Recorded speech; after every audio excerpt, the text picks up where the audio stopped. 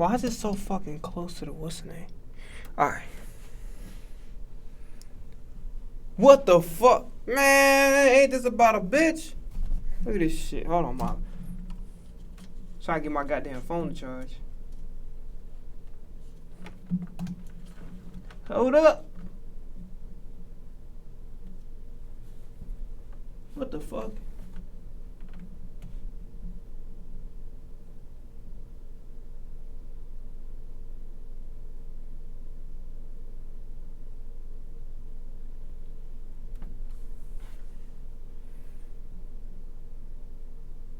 Bet. That's what I'm talking about.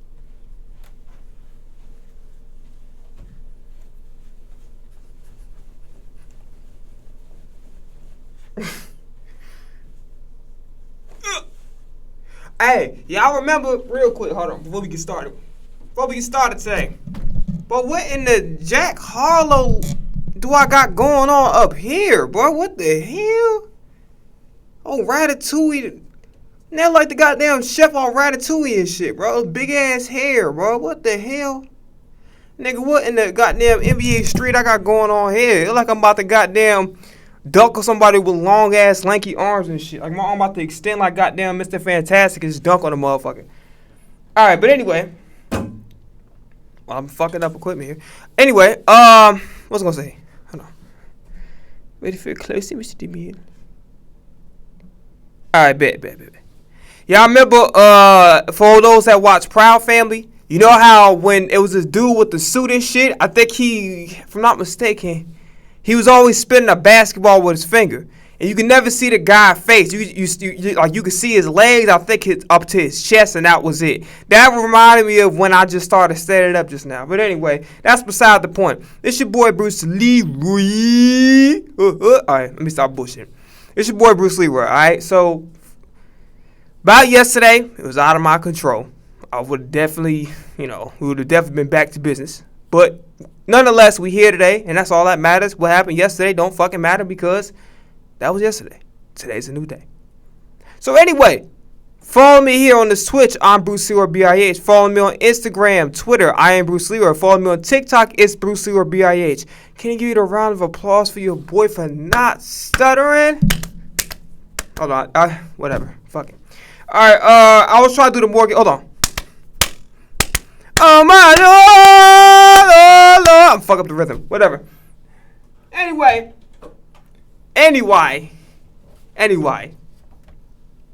We back to piano. It's today gonna be a light day, cause tomorrow I ain't gonna see y'all cause I gotta work. But today gonna be a light day, bro. It ain't gonna be nothing too crazy. Just like maybe. Oh shit, my bad. Getting the rhythm on these songs, cause I kind of lost it, and then that's really it. It's just basically finishing up this video, and then after that we chilling and we got a lot of shit to react to. Cool.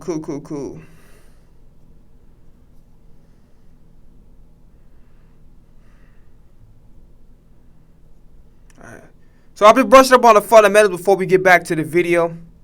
Because I remember the last time, I think it was Sunday, that wasn't a melody. And I completely forgot, but it's fine. Hold on.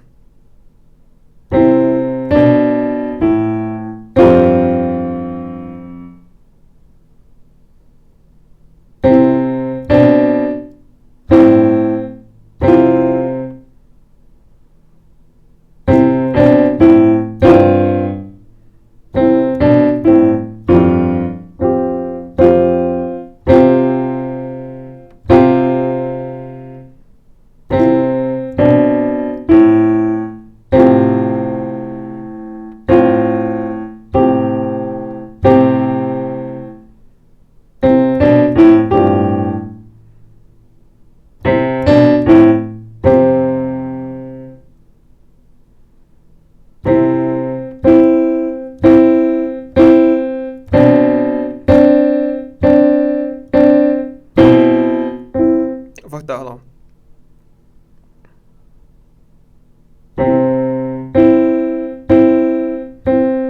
Hold on.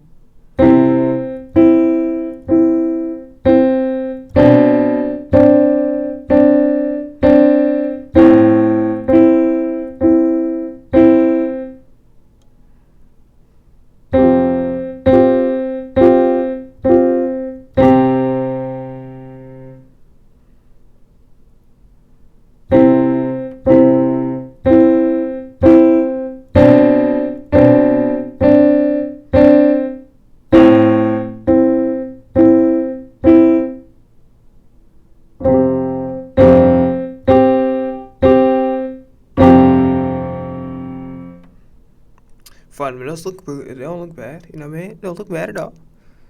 And then next one, what is it? What's the next one?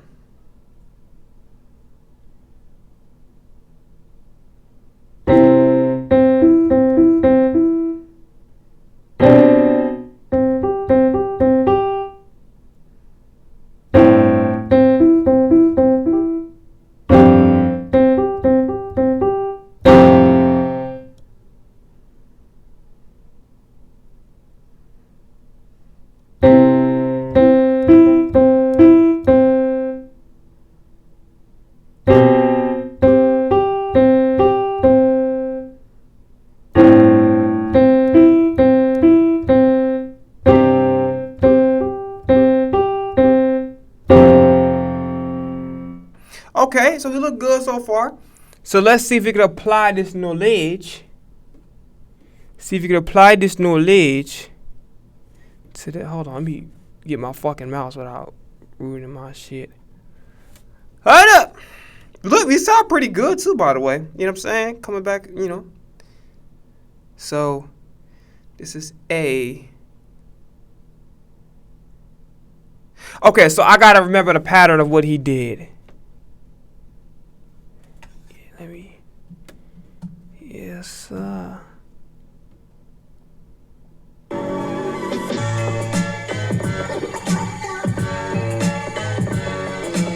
use to bring these chords to life. So we're going to play each chord 3 times with the rhythm da, da, da, da, da, da. Looks like this. Da, da, da, da, da, da, da. All right, next we got the most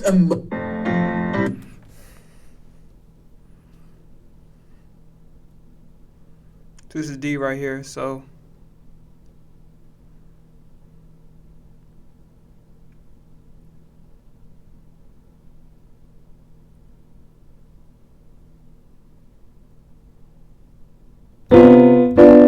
Nope.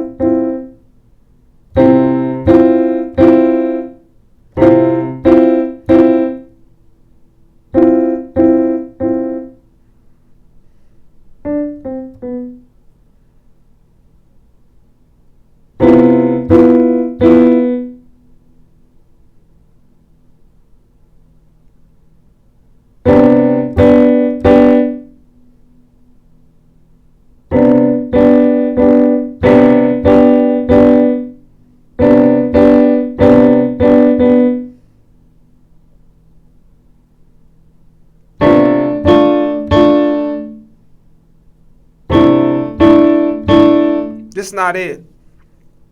And I had the melody right. Let me hear what he hits on A. Let's see. You might be stuck. All right, now let me show you what the final product is going to sound like and see if you can figure out what song this is. So when he's on A, his thumb is okay. Interesting. So when we hear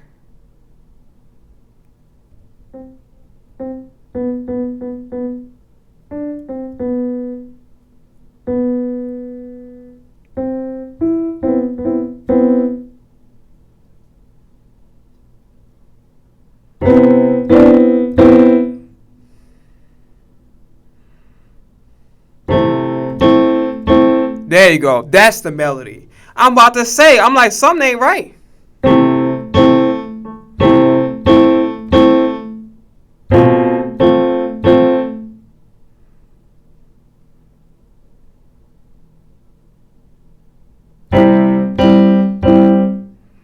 And then, yeah, I'm about to say, because that shit don't sound right at all. Yeah, I was about to say, cause like that shit don't sound right. I'm like, something wrong, and I was right. I was right.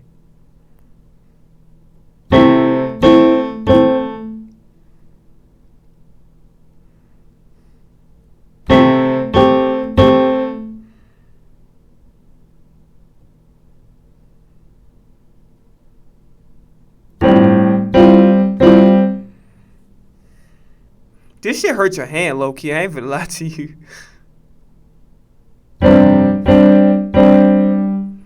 This shit hurt your hand. Okay, so that part's easy. It's just about really getting into a rhythm, but I got it. Damn, this shit hurt my motherfucking wrist, boy.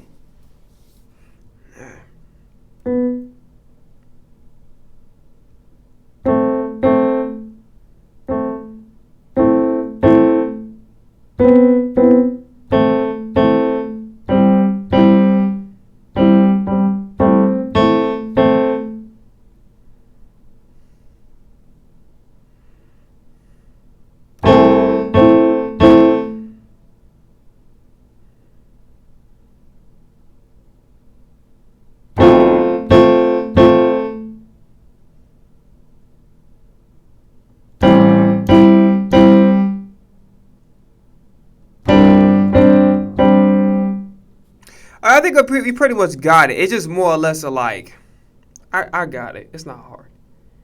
It's just about to get the rhythm. Not fucking hurt my wrist at the goddamn same time. Talk about a ton of. I literally stretch my goddamn wrist every fucking morning, and my shit is like, it hurt.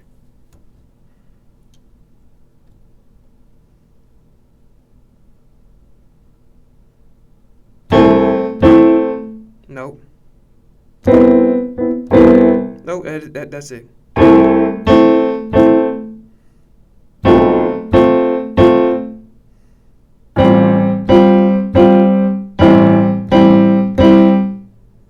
Then last one is.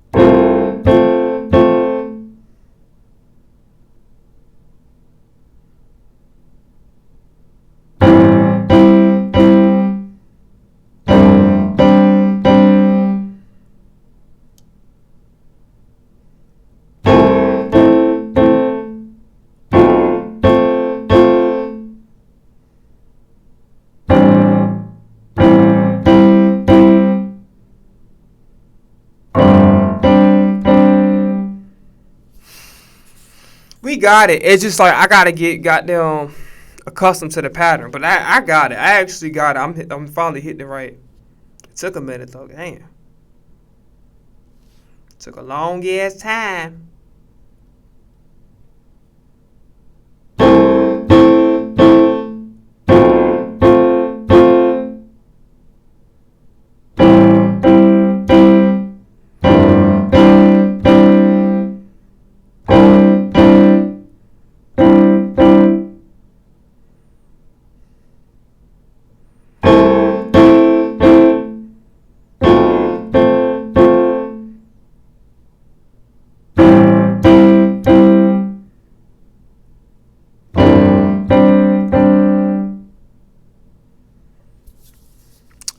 That's it. We moving forward.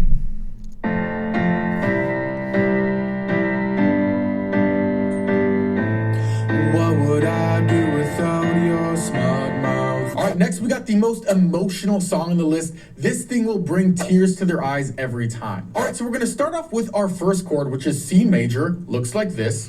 I'll make you a bet. Try Whisper Flow once, just once, and I bet you'll never go back to typing. Next time you open ChatGPT, don't type your prompt. Just talk it out. Now wait a sec. You notice anything strange about this C major chord? Well, you might say, Zach, wait a second. In the last song, you said this was a C major chord. Now you're saying this is a C major chord. Which one is correct? Well, if you've noticed, both of these chords contain these same three notes, C, E, and G, just in a different position. So this one is C, E, G, and this one is C, E, G. So because of that, both of these are considered a C major chord. And if you want to impress your music friends, you can simply tell them you're playing a different inversion of the chord. All right, so moving on, our second chord is E minor. Looks like this. Very easy. After our C major chord, we just move our thumb down to B. And then then the third chord is A minor, looks like this. And again, before I tell you the fourth chord, let's go over the money pattern we're going to use so you don't get overwhelmed. Now, this thing looks impressive, but it's actually incredibly easy to play. All we're going to do is we're going to take the 3 notes of each chord, and we're going to play going up and then back down and repeat 4 times. So it's going to look like this. 1, 2, 3, 4, and then we switch to E minor.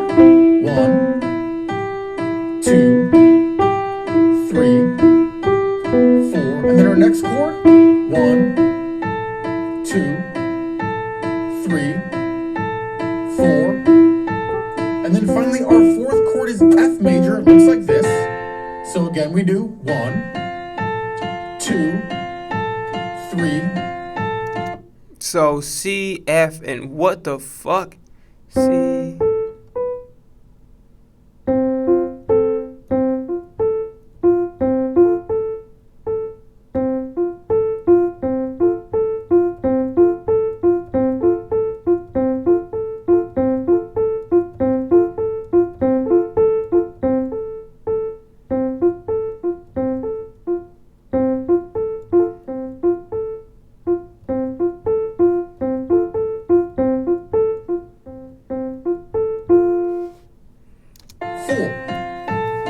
Now again, the left hand is optional, and again, you would simply play it on the chord name. So C, E minor, A minor, F. So here's what the final product sounds like. See if you can figure out what song it is.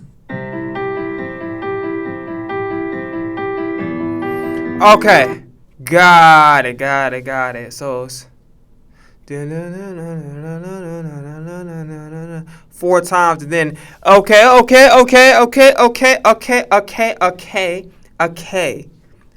That's what we're gonna do right now. We're gonna do it. Okay.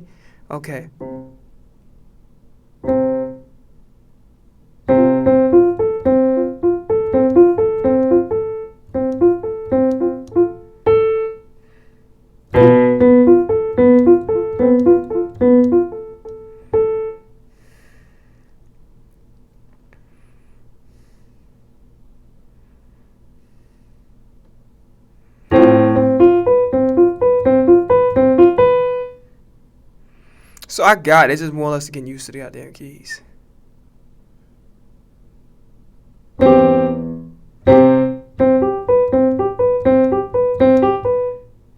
Okay.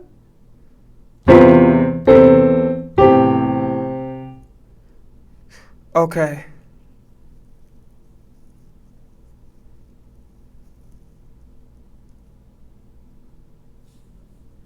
Got it.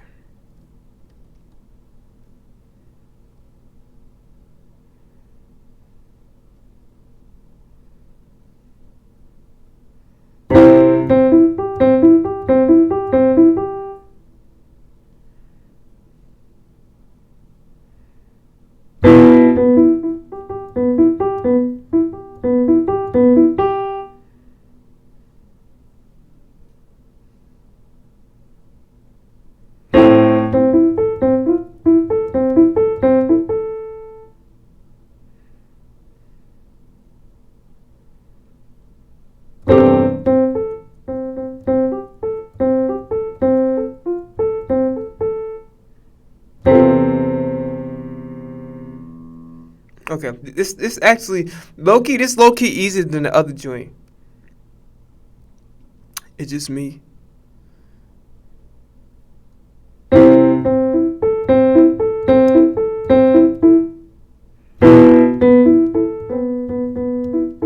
Shit.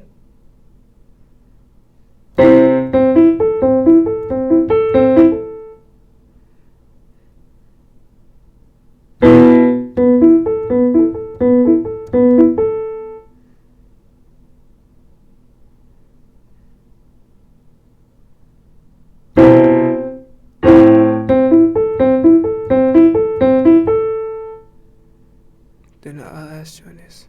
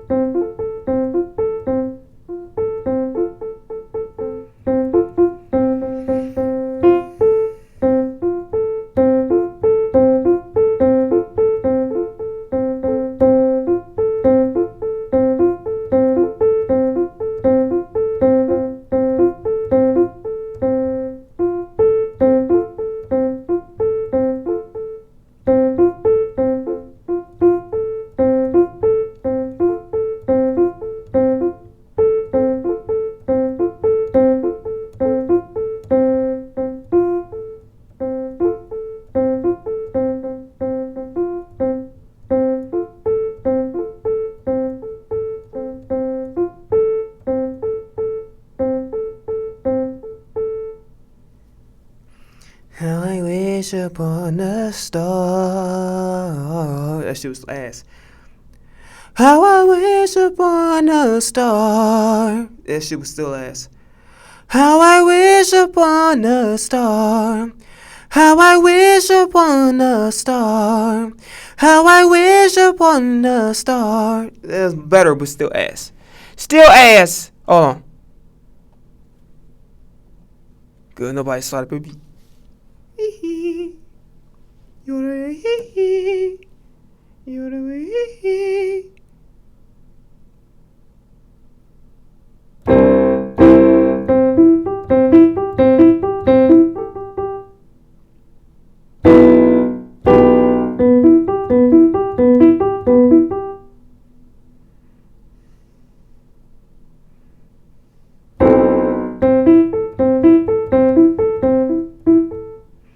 It's the Achilles heel right here.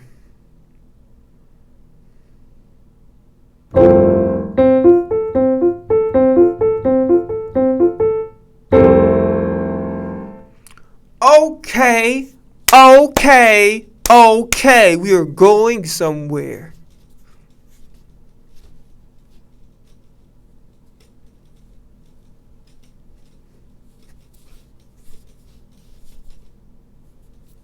Okay. That wasn't bad. That wasn't bad.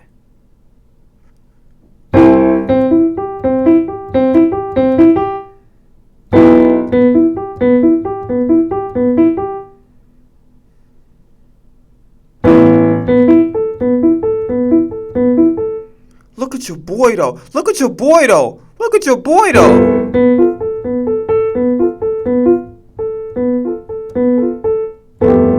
It's a little sloppy at the end, little slap at the end, little slap at the end.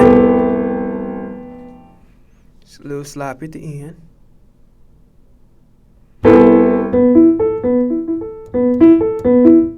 Shit. That's why you can't get ahead of yourself.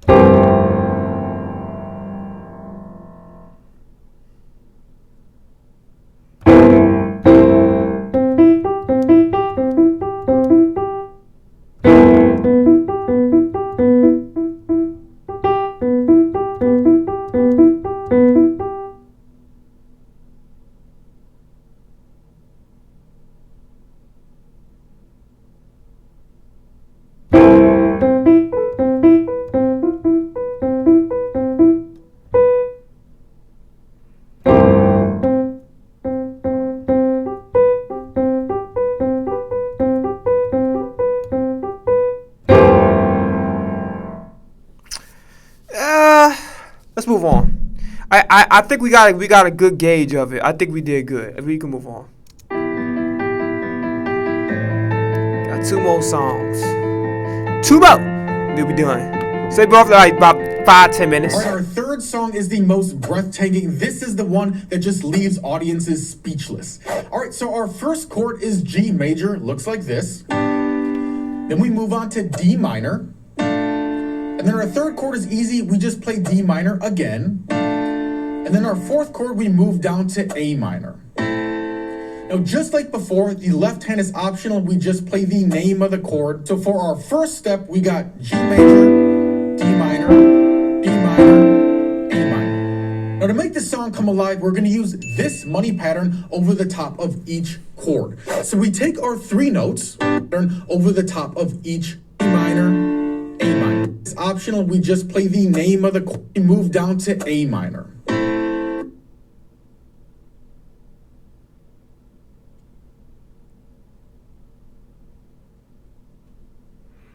Interesting.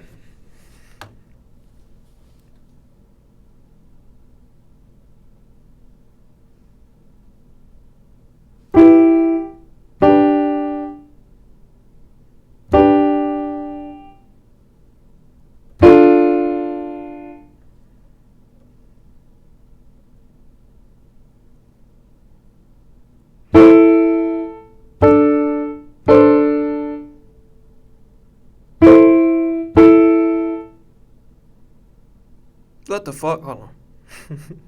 Hold up.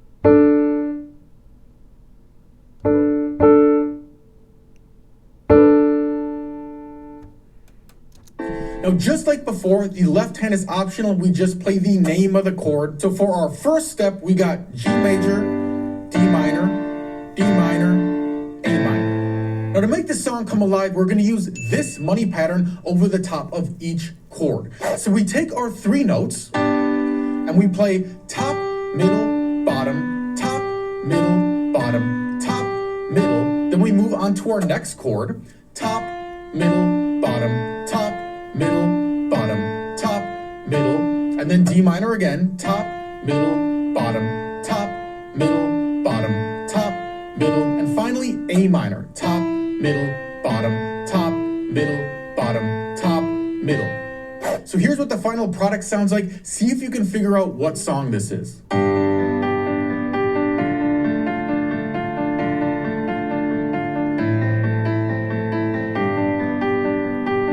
Our last and most famous So he said top, middle, bottom, top, middle, bottom, top, middle.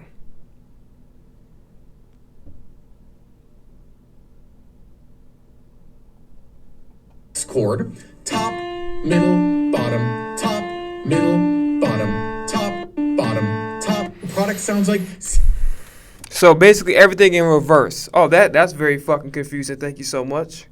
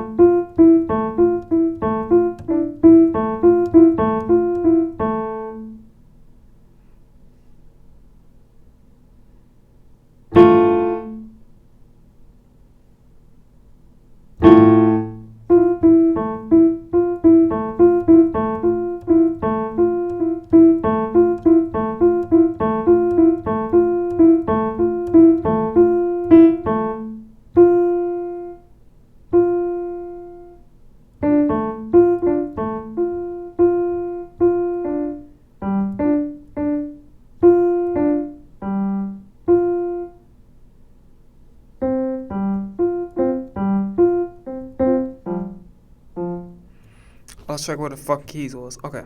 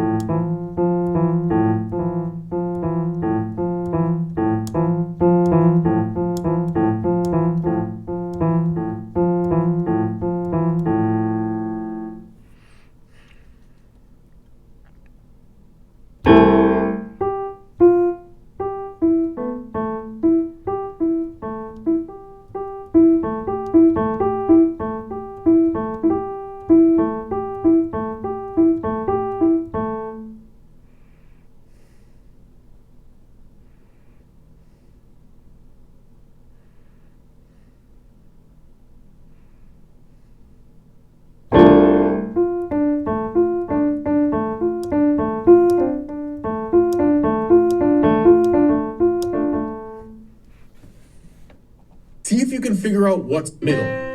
So here's what the final product sounds like. See if you can figure out what song this is.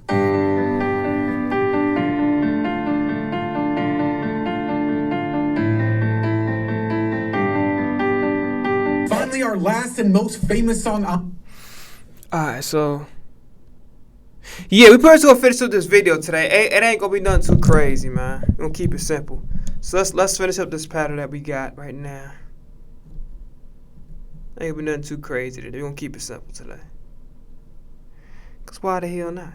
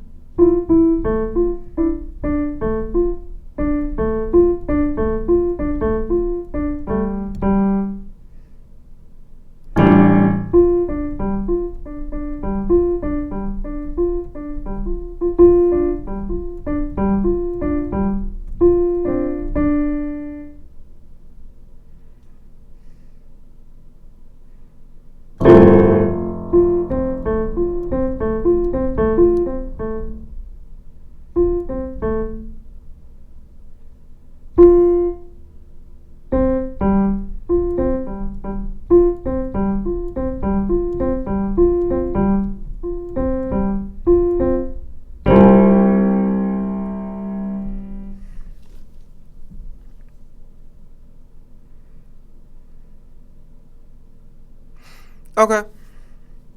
It's not hard. It's just about really getting the pattern to get into a flow of shit. It's not really hard though. I ain't gonna lie to you. Like, no cat, this ain't hard.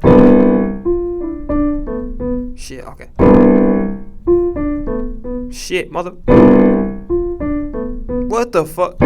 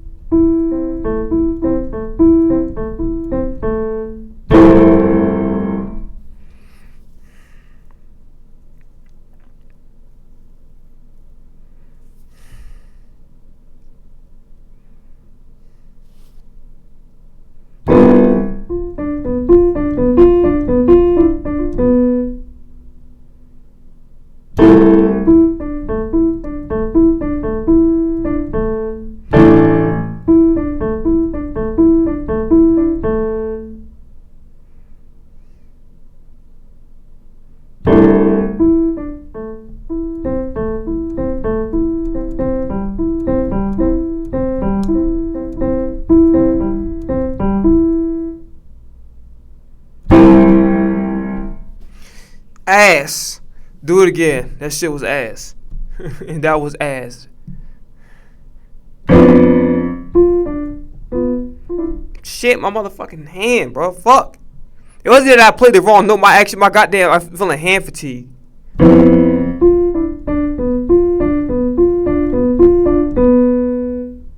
The next one is.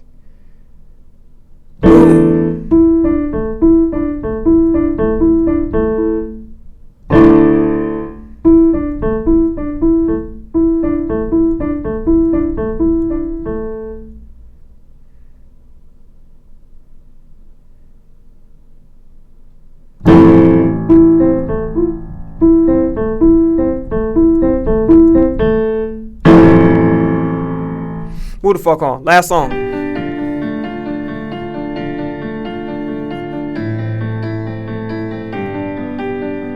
Finally, our last and most famous song on the list is the biggest crowd pleaser that really brings everybody together. Don't surprise if everybody starts singing along in amazement to this one. Now, this song has 8 chords instead of 4. The fuck? Can't fit them all on the screen at once. Also, the left hand is a little bit different, so now would be a perfect time to go download the free cheat sheet PDF that has the chords for all the songs. To Leo, buy one, get one snacks means maximizing his savings potential. However you make money work, Wells Fargo can work with that. What if you could make a song using only your voice? Let's start with the drums. I'm gonna hit drums and click cover. Yes. This is good. Okay, perfect. I feel like the song needs a rhythm guitar. Dun, dun, dun, dun, dun, dun, dun, dun, dun, dun. Changing it to guitar. I'm gonna type in rhythm guitar.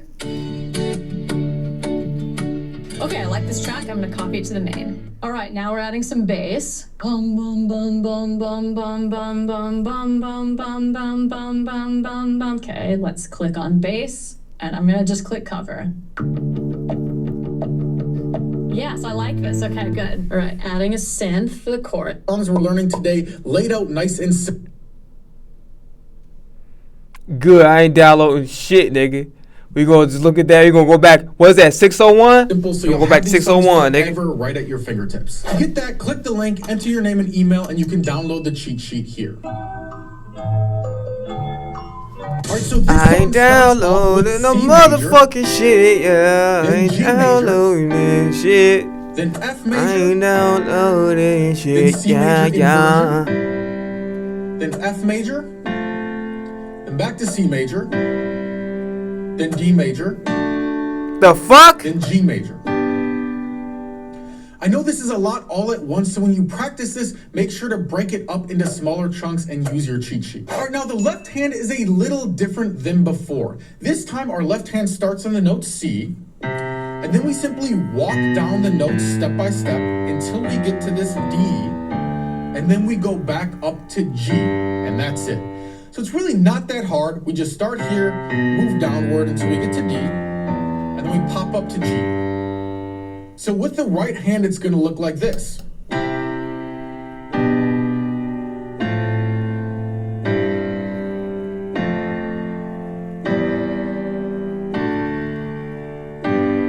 You may be starting to recognize this already. Well, there's a cool money pattern we're gonna use, but just a heads up, this song is a little bit more advanced, so don't get discouraged if you can't get it immediately. Just takes a bit of practice.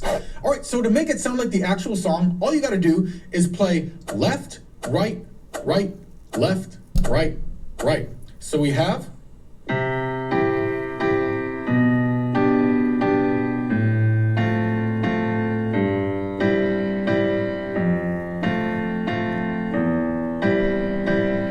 This shit easy, son. This shit easy, son. This shit easy, son. Now let's get back to my money pattern. Gotta make some money. Oh. Gotta make a band on my sweat on. Yeah, man, what's up? Yeah, I'm getting money. Oh. Alright. Caption. Wait a minute, stop. What is all this shit? So this song. There we go. Alright, cool. Every time I hear cloud pleaser, I say cloud pleaser, you dumb motherfucker. Every time I hear the word crowd pleaser, they can think of that Ray Sherman stuff. Like, that girl is such a crowd. Can't even fucking talk. That girl is a crowd pleaser. This shit was a flat ass singing. Damn.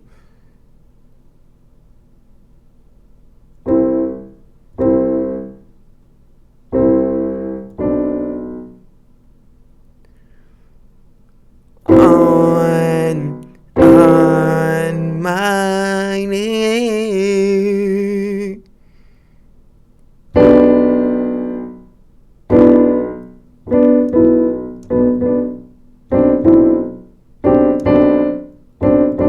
What's the money pattern he did?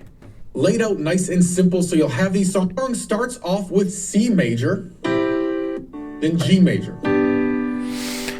I know this is a lot all at once, so when you practice this, make sure to break it up into smaller chunks and use your cheat sheet. All right, now the left hand is a little different than before. This time our left hand starts on the note C, and then we simply walk down the notes step by step until we get to this D, and then we go back up to G, and that's it.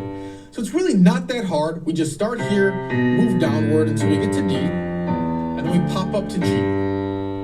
So with the right hand, it's going to look like this.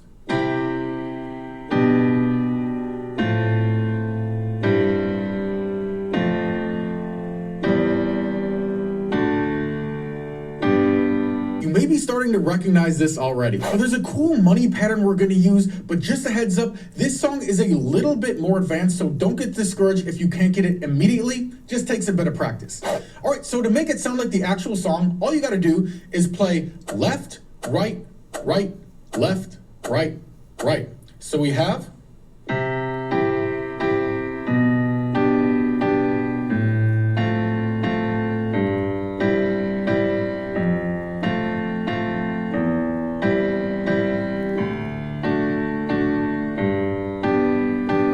Alright, so before I reveal the last song, there's actually a clever little shortcut you can I'm use not to- doing that shit, nigga. We gonna end this shit off of this one.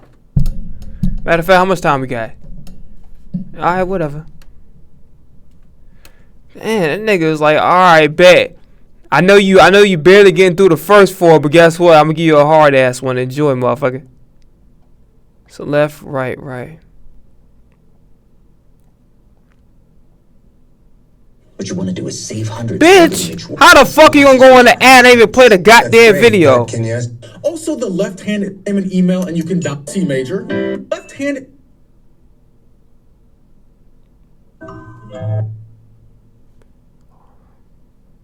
Yeah, get rid of these fucking captions. It's just annoying. Stop me from making progress in my life.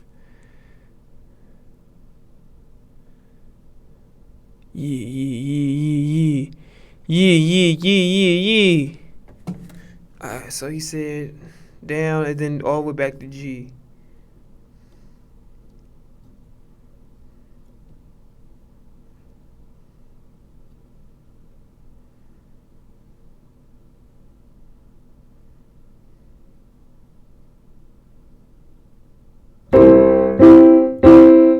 This shit easy as hell. On my soul, this shit easy as hell.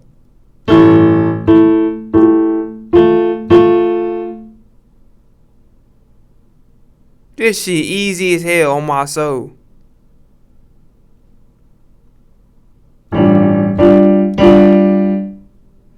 The next one is gonna be. This is actually easy. You just gotta. Yeah, hold on. The next one is gonna be.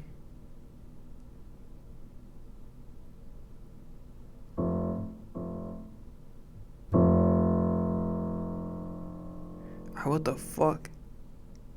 Is G and A in the same bracket? No, you gotta go a little over.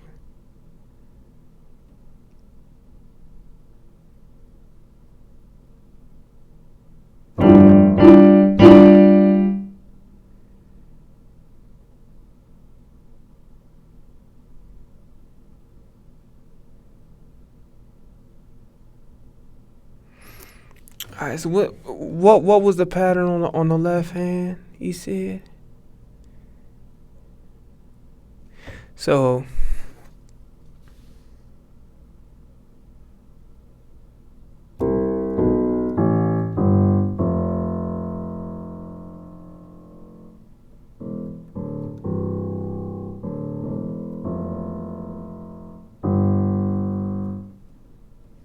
Go back up to G, and that's it. So it's really not that hard. We just start here, move downward until we get to D, and then we pop up to G. So with the right hand.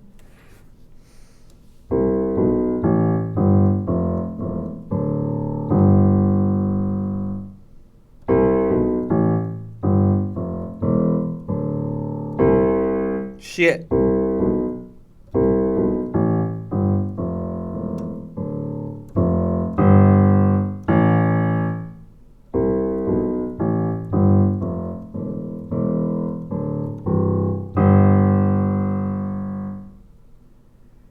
Alright, so let's go back to that money pattern. It's more or less not really hard. It's just it is to get a rhythm, but really it's not. It ain't that difficult. Like no bullshit. It ain't that difficult.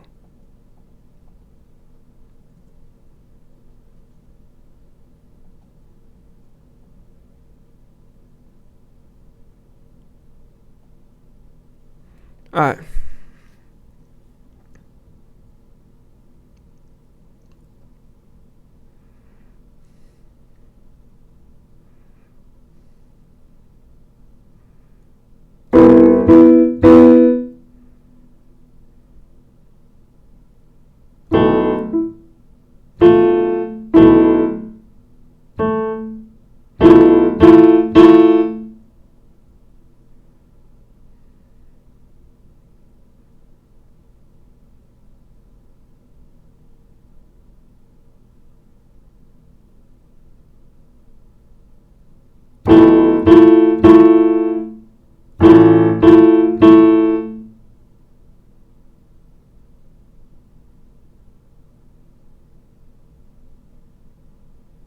What the fuck?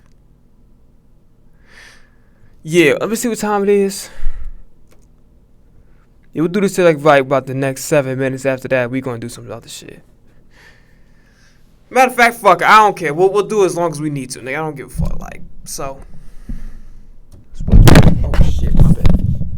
Oopsie daisy. Daddy went and picked me up, and he let me hit the ground. I'm a gangster. I'm a bad man running around in the heart of these streets. I got plenty love. Niggas who can understand that I'm a grown ass man. Hold on.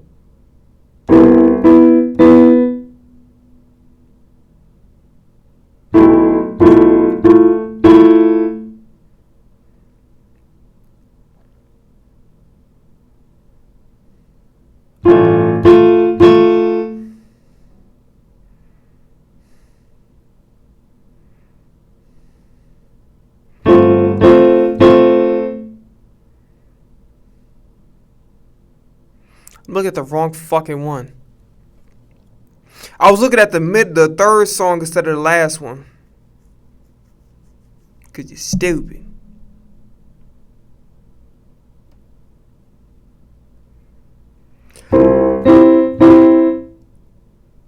Hold on. Wait a minute. What the fuck? Oh, yeah, it makes sense.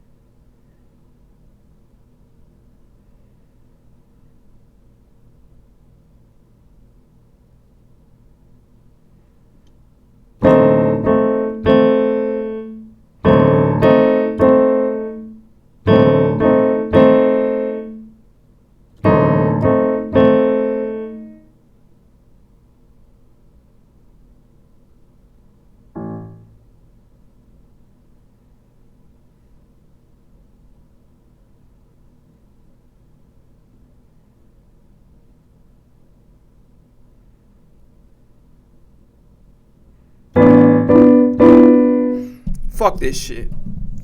We'll basically rehash this video tomorrow. And then Friday, I guess we'll do something else. Fuck this shit. Not quitting, it's just more or less we reached the boiling point. That's it, nigga.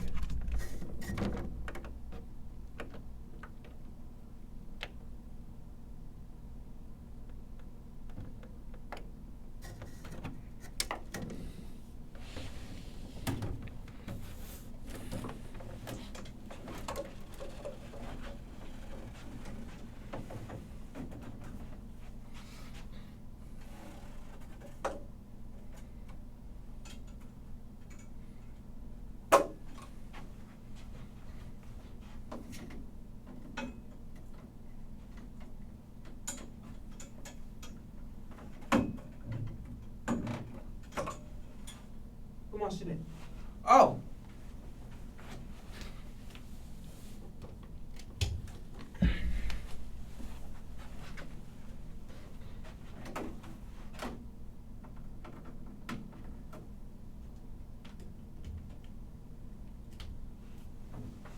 Okay.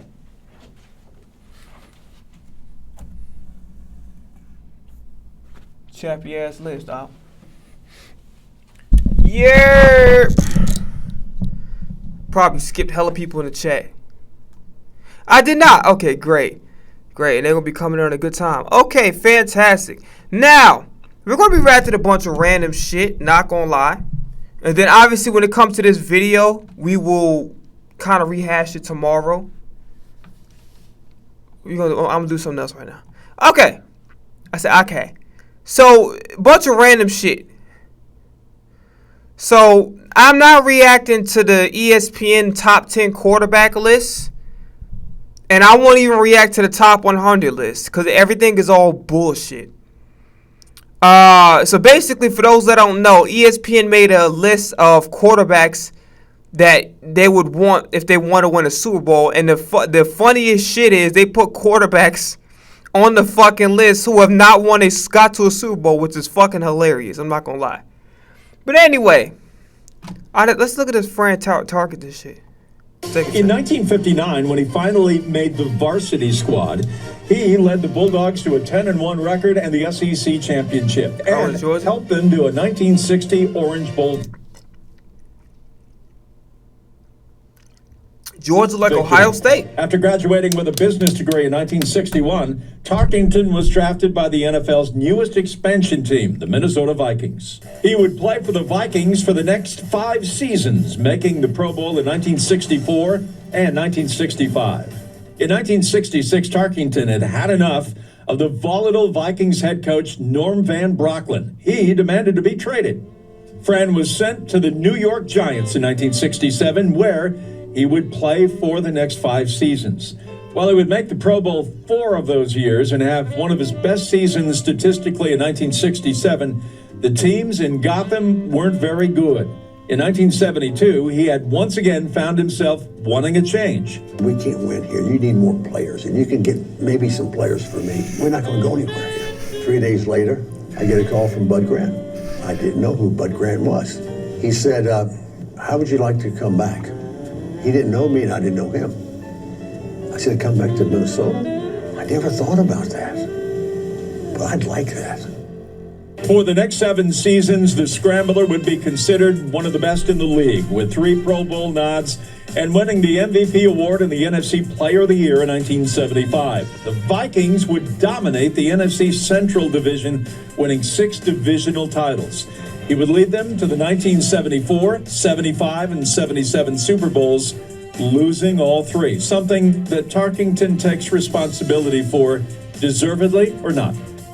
We had beaten great teams to get to the Super Bowl in the 3 Super Bowls I played in. Back then, we didn't know much about Super Bowls. Keep in mind, I think the Super Bowls I played in were 7, 8, and 10, maybe, something in that era. In the season, we played a game every week. But when you win your division championship to go to the Super Bowl, you have 2 weeks to prepare. Bud, in his own way, he did it different from everybody else, and he did it great. But he said, boys, go home, enjoy your family, come back here next Sunday, We're going to leave here. We can practice football the next week, but go enjoy yourself. Come back Sunday. We'll fly to wherever we're playing, L.A., Dallas, and Houston. I didn't think of anything. He was the coach. But the worst thing, I put in the offense. But that week, I'm back here in Atlanta. I don't put in the offense. We were not prepared. And we didn't have a chance in any one of the 3 Super Bowls. The teams that beat us, we beat them before and after. I remember. But we weren't prepared. It was a great lesson for me, understanding that if you're not prepared, you're not going to perform like you should. In 1950, Dog. Like 3 times though, like you're a legend, respect. And I seen his highlight tape. He nice, you know what I'm saying. But in the grand scheme of the day, you needed 3 Super Bowls to learn that lesson. Like goddamn, like nah, it couldn't be me. I would learn after the motherfucking first loss. All right, bro. This is very interesting, bro. I just want to look at some shit. I'm looking at random shit, but I'm gonna get to what I was talking about first.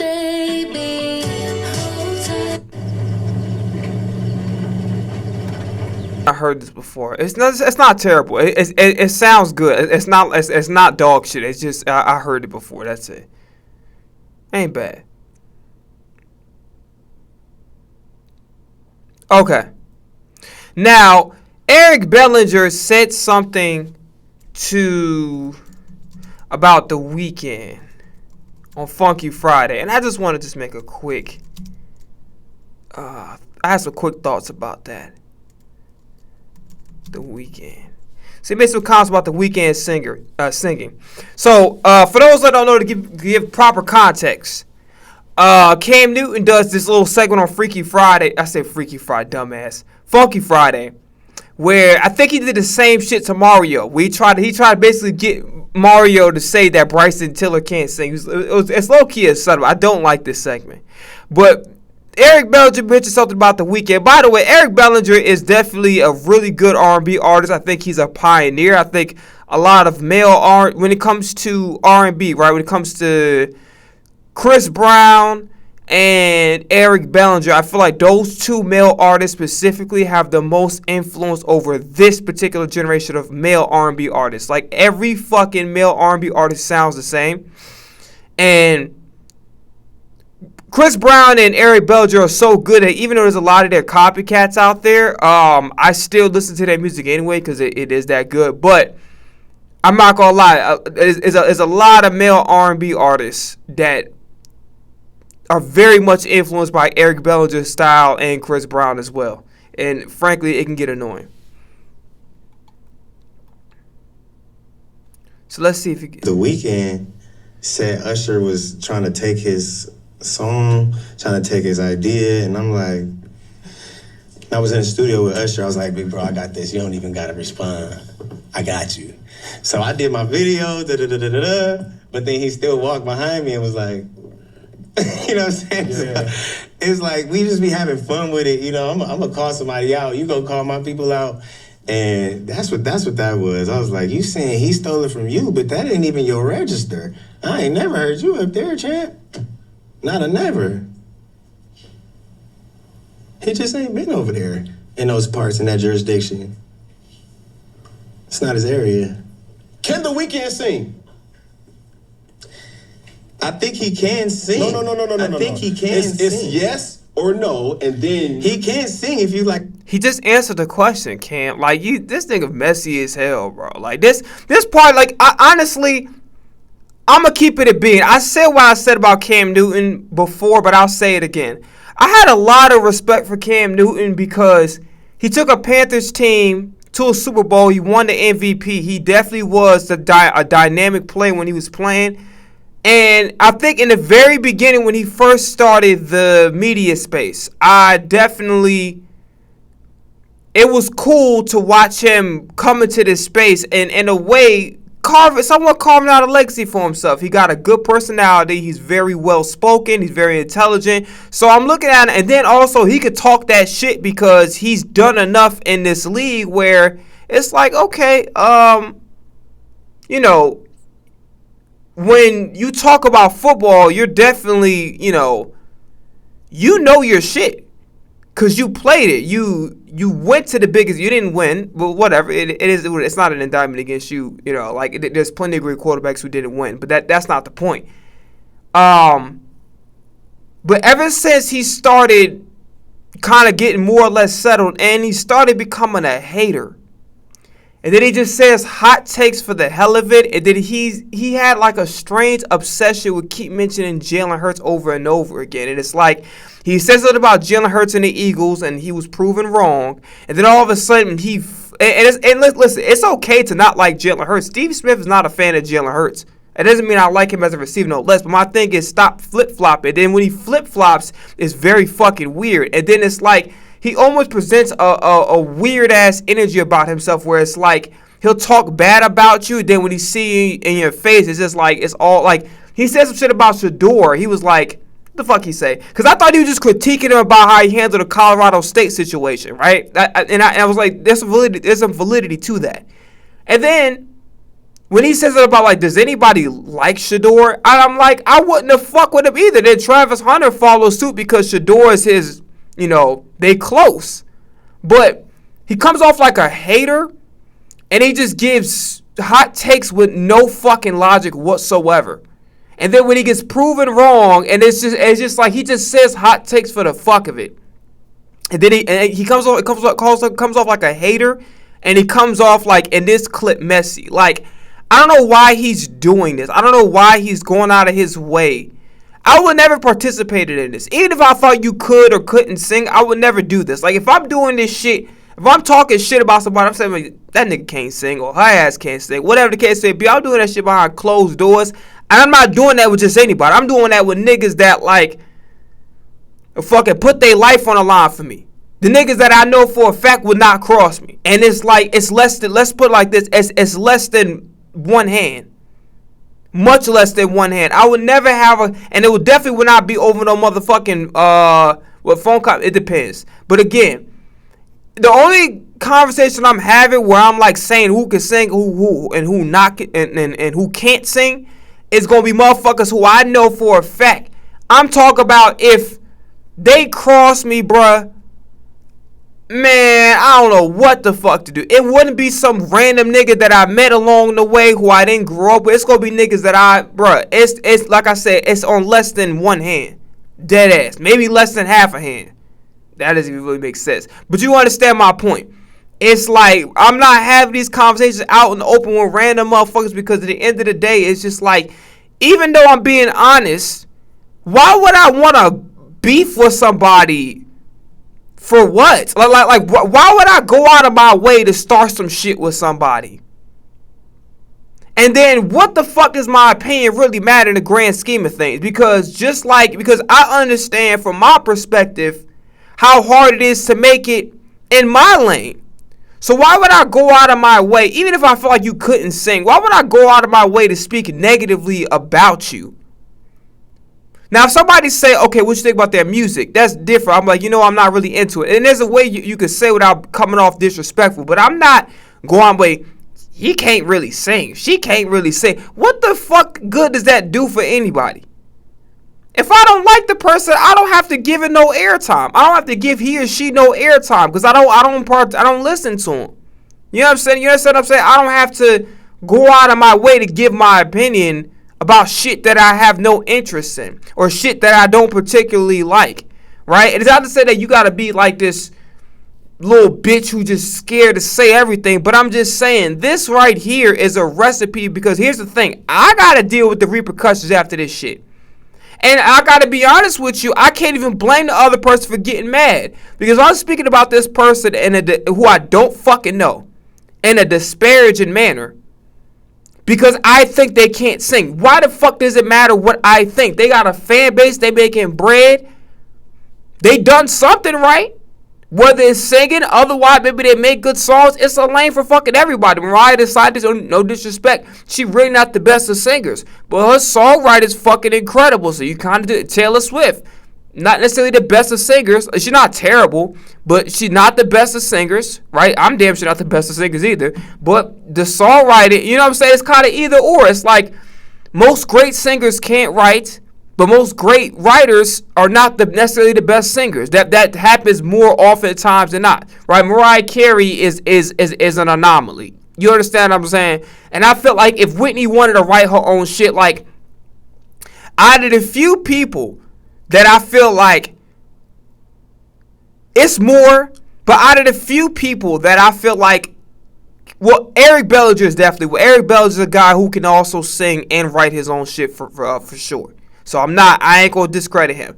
But this segment right here is messy as fuck, and it's basically now I gotta watch my back because you're doing shit for your entertainment. But now understand I gotta deal with repercussions outside. Like if I want to say some shit, I want to because I just wanted to fucking say it. Not because a nigga prompted me to say some shit, especially a nigga who I don't, I'm on your platform because you got a name, right? It doesn't necessarily say that I'm using you. I am, but I'm not.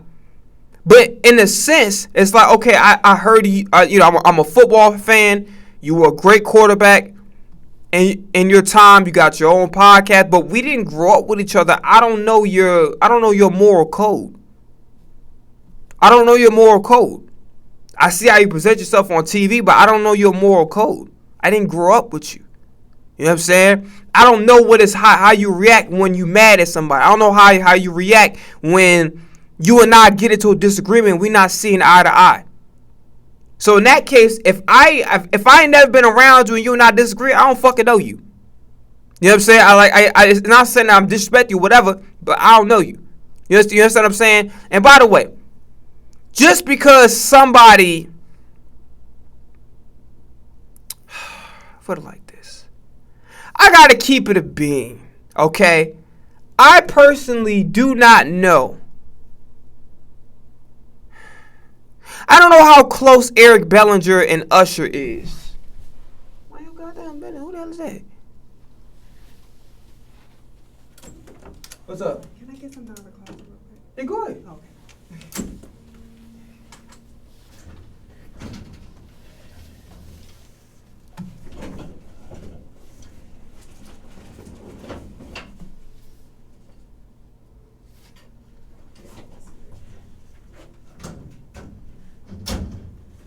No problem.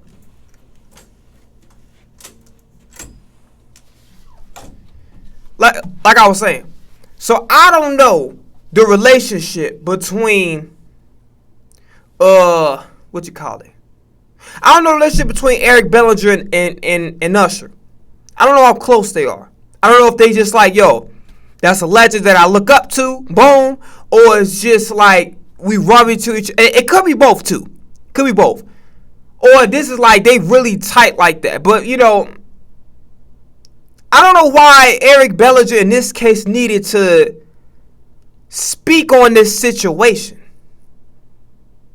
That's between Usher. Like, I'm going to be honest with you. It's like I said before, I'm not inserting myself. Maybe just me. I don't give a fuck. But I'm going to say what I'm going to say regardless. I don't give a fuck. Bro, at the end of the day, I'm not inserting myself into any motherfucking beefs. Speaking on nobody's behalf, if I goddamn, what you call it?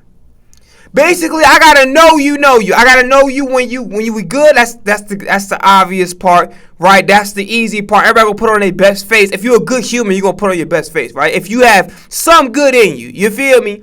But then that moment when we not feeling each other, we ain't rocking with each other, whatever the case may be, and you goddamn, what you call it?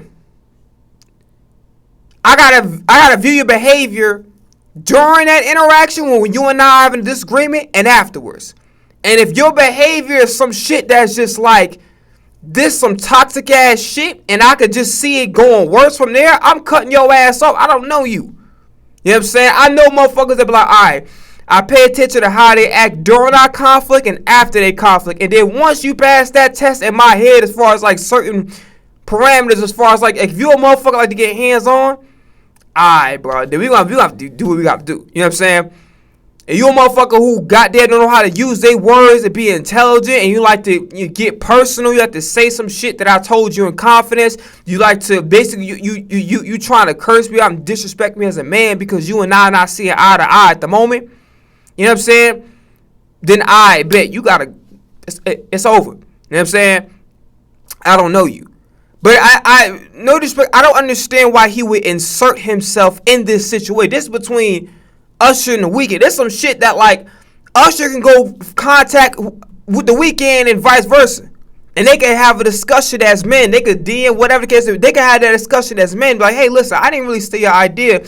And just have a conversation about it. That's they shit. I don't know why he felt the need to insert himself in that. It makes no sense to me whatsoever. You know what I mean? Because I can't see a true relationship with Usher and Eric Bellinger outside of we all look up to Usher because he's an R&B legend. But if the question is, if Eric Bellinger, I'm not wishing bad on you, it is a hypothetical scenario. If you lose everything tomorrow, is Usher calling your fucking phone? Is Usher gonna give you a job? Just saying. So if that's not the case, I'm not butting into no motherfucking beef, especially off some shit where the two parties can get together and have a conversation. You know what I'm saying? But yeah, but let me finish this up and I'll finish my thoughts. Vibe. That nigga Cam smiling harder than a motherfucker. Like, yeah, that's what I want. Drama, yes. Fuck TNT. I'm putting them bitch ass niggas out of business. That's what I'm talking about. Fuck yeah, yeah. Like he playing it off, but he happy than a motherfucker. This is what he wanted. This is what he wanted, and that's why I don't look at Cam Newton the same way no more. Like how I looked at him when he first entered the media space, how I looked at him when he played for Carolina. I don't look at him the same way no more. He's a hater. He's messy. Clearly, this is Exhibit A right here. Exhibit motherfucking E at this point, and I can't respect that, bro. I can't respect a nigga who's just making hot takes just for fucking clicks and views. Like, bro, you played the game. You understand the game. You understand how niggas get on TV that never played your game and say and criticize you or talk about you. And you know how niggas, you made a mistake and didn't jump on a fumble. And the only reason why I got in your ass about that because you goddamn flip-flopping on Jalen Hurts and the Eagles when you was proven wrong. If you as a man, you say I'm proven wrong, then boom, right? And it's okay to change your mind, but like there was no game played after you was proven wrong. There was no game played after that fucking Super Bowl. So how the fuck was you proven wrong on multiple claims you say, like, yo, if they had to get that out the AFC, they would make the Super Bowl. They beat the Chiefs. They beat the baddest motherfucker to ever touch a pigskin, number 15, Patrick motherfucking Mahomes, my GOAT. Matt! You know what I'm saying? That's my GOAT. They beat him. And then like it just is what it is. But this is what he wanted. He playing that shit off. He happy than a motherfucker. I'm telling you. That's what it I'm not gonna. What the fuck did I tell you? What the fuck did I tell you, bruh? What the fuck did I tell you?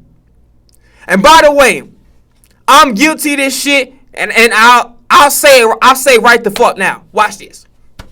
I bet. I ain't gonna lie to you. You know how when you wanted to laugh, but you know the situation ain't funny?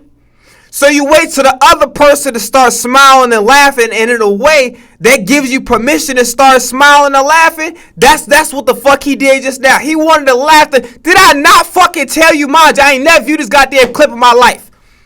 I knew for a fucking fact he wanted it because, like I said, I'm getting to know who he is off the field. That's what happens when you got them in front of the camera. Same shit with me. You get to know who the fuck I am because I'm damn near on camera every motherfucking day, like 4 or 5 days out the motherfucking week, minimum. So you get to know the motherfucker I am. Same shit with him. You get to know the motherfucker he is, and I'm getting to know this person. I ain't gonna lie to you. I don't like the person that he either already was or the person he becoming when he went to the media space, whatever the case may be. I'm not liking it. This shit is messy and it's just not necessary. And I'm gonna let it finish, but like I keep it. I know I say that a lot, but whatever. I'll give a fuck. He can't sing. Like the boy is a hit maker, and it ain't no doubt about it. The Weeknd said that was not necessary. Like that really was not necessary.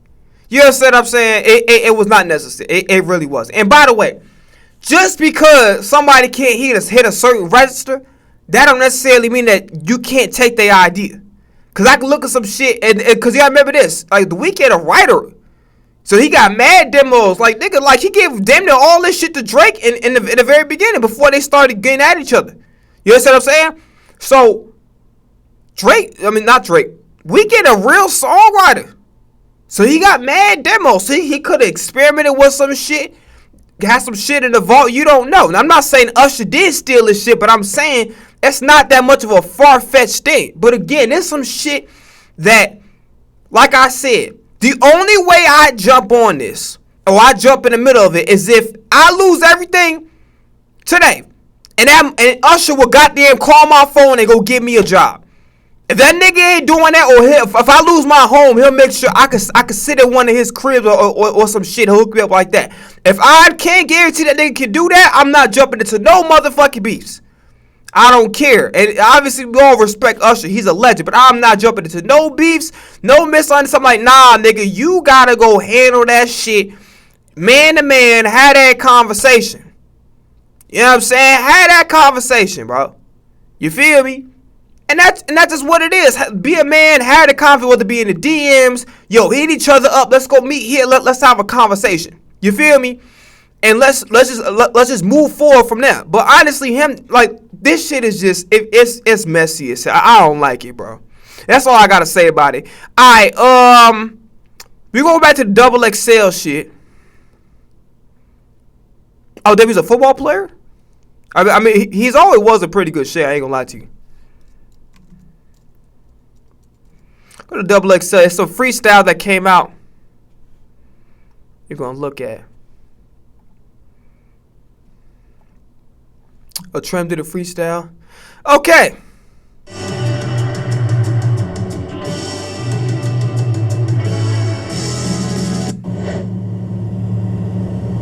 Jay-Z might be coming out with another album. Oh, two quick thoughts before I get back to Trim. Jay-Z might be coming out with another album because y'all know that he cut his hair. Every time about to make another album, he grow his hair out and he cut that motherfucker. So he about to make another album. And I don't know when, but probably relatively soon. Hopefully before the year out. That'd be dope. But yeah, and Aaron Donald's a good damn chance he might come back. And you know what? I ain't gonna lie, I wouldn't blame him. Who the hell wouldn't want to play with Trent McDuffie, Myles Garrett, and motherfucking... Come on. That's gonna be crazy. That's gonna be crazy. Imagine me and Joe Green playing with motherfucking Reggie White. Like, come on, man. Come on. That be just like, bro. Man, I ain't gonna lie to you, bro. I would love to see. And I still think Aaron Donald could fuck something up. Especially the way the rule. Yeah, man. I would love to see him back for sure. As an Eagles fan, hell yeah, I would like to see that. We love to see that, Jack. We love to see his name in the league, goddamn. He said we love to see that, Jack. First and only princess that touched this platform. These hoes was pushing 40 when I got my plats formed. See, by the age of 21, I might have plats formed. I'm in the princess palace. Come put my flats on. My life was so amazing when I made my first hit. A couple baby wipes and bottles for my first kid. They say I don't got children, but she made the first diss. I knew I was that bitch ever since my first kiss. I told that hoe that I miss Trim, get to know my name. Gave a couple hoes a trim when I stepped in the game. This is too much Nicki, my nigga. This is too much Nicki. And it sounded like she was dissing Nicki, too. I could be wrong, but it sounded like she was dissing Nicki. And the Princess of Rap, yeah, it sounded like you basically, you forced your voice, you overly forced your voice. Like, you could just tell her voice is so fucking forced into Nicki Minaj's flow, and then it sounded like you was taking shots at her too. I could be wrong, but it sounded like it to me. I don't give a fuck what's going on. I ain't looking at shit. Alright. On the next video. Is easy just because it rhymes. Nah. I mean, we got Eminem out here. I don't think rapping is easy. What kind of dumbass fucking first grade question is that? I'm Trim, and I'm finna keep it above. Who the fuck made that, Maurice? Hey, I get the question. Is rap hard? Rap looks really hard. But I noticed the words, they rhyme a lot. Like, what the fuck in that first grade ass question is that? A huge pop artist wants you on a remix, but they want you to tone down your animated delivery and rap more normal. Are you adapting or standing on your sound? You got me fucked up. Nigga, you asked me. You asked me. Now, there's some little shit that I could change. Honestly, I might have to renege that statement. It really depends. It really depends. I'm gonna be, but like you call me, so I got. That's like saying, DMX. What?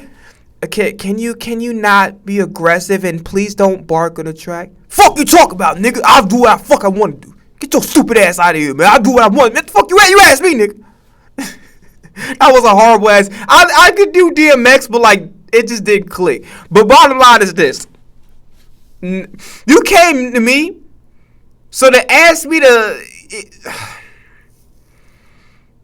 It's very nuanced. I'll put it like that. Yeah, I'm doing both because it's just like I have to stay real to myself. But if she want me to switch it up, I don't mind switching it up. Next. Would you rather get a Princess of Rap tattoo or have to carry a Princess? Hey, real quick, I've been noticing some motherfuckers actually throwing that shit on the ground. So I hope hopefully there's a bucket there. If not, I hope they was nice enough to pick that shit up and not have somebody else do it for them. That's what I'm, because I know it's only like a few of these XXL videos just throw that shit on the ground. So either there's a bucket there, I'm hoping, or hoping that when they toss that shit on the floor, they picked it up, because that's mad fucking rude. I'm not gonna lie to you. I will never have somebody pick up my goddamn, especially if I do some shit on the ground, nah. A rap sign for the rest of your career. I'm not carrying no sign. That's a lie. I don't even carry my phone, child. I'll do the tattoo. That's cute. Where would I get it? Oh, that's hard. I'm gonna have to hide it somewhere. I mean, look, I'll probably put it right here on my arm. Industry scenario. Another female rapper keeps sneak dissing you in interviews and music. Do you respond by calling her out by name or act like she doesn't exist? I wouldn't even know it happened, honestly. I don't be on my phone to even know it happened, so I can't even say neither. I didn't know it happened, you know? It's just, what? It's just, what's going on now? I don't know. Rap myth. Only one female rapper can get all the shine at a time. I disagree. I'm here. I'm a perfect example of that. I feel like everybody deserves their shine. Everybody, even if it's at the right time. You know, I did Rolling Loud. So I think everybody deserves their flowers. I could see that, but in the end, it's always one motherfucking number one. Let's keep it a bean. Like, yeah, it's nice to, you know, celebrate everybody and to be like, yeah, but like, nigga, this is a fucking sport. I'm not worried about, imagine me being motherfucking Patrick Mahomes and worried about, I'm gonna make sure Jalen Hurts gets a chip. Like, nah, fuck out of here. Make sure Lamar Jackson or finally Josh Allen, man, can finally beat me. But fuck out of here. That tall fucking big ass bitch. I go, actually, let me stop. Because it makes it sound like I'm serious, but I'm just joking around. Let me chill out. Would you rather be able to change your outfit instantly whenever you want, or change your hairstyle instantly to match your mood? Hairstyle. This is definitely a girl ass question. Every second I get. Would you rather have unlimited coconut water for your life or unlimited snacks from your favorite store at any time of the day? Dog. Unlimited coconut water? Nigga, I'll never be dehydrated. The fuck? That nigga, that survives. That means the world end, or whatever, we in a motherfucking apocalypse. Nigga, I'm Gucci. Nigga, it be like motherfucking Denzel Washington in the Book of Eli with some goddamn soap. What? Excuse me, man, what? Man, stop playing with me, bro. I think, bro, you understand how much electrolytes coconut water got, bro? I be squared. That bitch is nasty as hell, especially with no sugar in there. But, nigga, you be good. Ain't no dehydration, so I can survive off that. Dead ass. So, just in case, like, pretend like ain't no food or it's a food shortage. Nigga, I could fast and drink. Well, coconut water got calories, so that's not gonna work. Either way, though, like, I could make it happen. You feel me? Like, come on now. Yeah, I'm choosing that coconut water. Of course I would want to drink coconut water for the rest of my life. What? The song Coconut Water, I didn't know it was going to blow up because people were saying it was a repetitive sound. But I'm glad I got the success on it. And Therefore, Pastor TR, my mixtape that's coming out, is not going to be repetitive at all. It's going to sound incredible, honestly, every song on it. So make sure you guys tune in. She got to work on her sales pitch voice. She's like, yeah, so I got the greatest mixtape of all time. It's really good. It's really good. Like, what the fuck? I don't believe you. It reminded me of Pimp C off the goddamn, like the voice notes Rod Wave had. He said, well, thing is, I don't believe you. See, I don't believe you, D-boy. It's easy just because it rhymes. Nah. I mean, we got Eminem out here. I don't think rapping is easy. To answer this fucking kindergarten, preschool ass question, there's not just one area of rap. There's flow, there's cadence, there's lyricism, there's content, wordplay, usage of figurative language, shit like that. Like it's versatility, ability to rap up tempo and shit like that. So like it's so many different nuances. Like no, it's an actual craft. So like that's just either way. It's a preschool first grade ass question regardless. Meek Mill is a great freestyler too. So I don't believe that one. Meek Mill, he was just good at freestyling, and when you need inspirational videos or anything like that. I do think though, not trying to cut it off, I did, and I don't really give a fuck like that. But anyway. Outside of, what the hell was I trying to say? Fuck, lost my train of thought. Yes, so I do think when you've been doing it, like for me, making songs is not, I wouldn't say it's easy, but it's just like, it ain't gonna take me all day to make a good song. Cause when you've been doing some shit for a long period of time, it's with you. Like when Jay-Z be putting out them freestyles and shit, he can do that on the spot because he be doing this shit for years. So I do think experience is genuinely the best teacher for sure. Just look up examples, motivation, you know? Rapping is very technical, you guys. It's very hard to do it because you have to remember your voice as you're rapping. Some people go off the head, but sometimes you want to perfect your craft, so you have to remember how you sound when you want to repeat things, when you go back in the booth. So it is very challenging at times. I'm Trem, and I just kept... Okay. She seemed cool, you know what I'm saying? But I do think she biting off more than what she can chew with the dissing and all that, and then short ass freestyle, a minute 3 for 7 days, and nigga be like, yo, my name Babyface E, not Babyface Ray, not Babyface the songwriter from the 90s. I don't have to get home from work because I don't work a 9 to 5.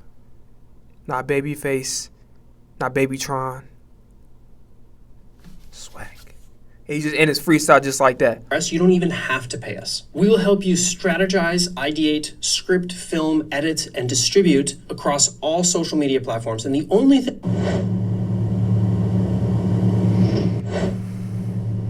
I don't even know how I got here. I came from striking bows. They treat me like a blueprint. They got shit down to my clothes. That money came with lame niggas. He thought that shit was a club.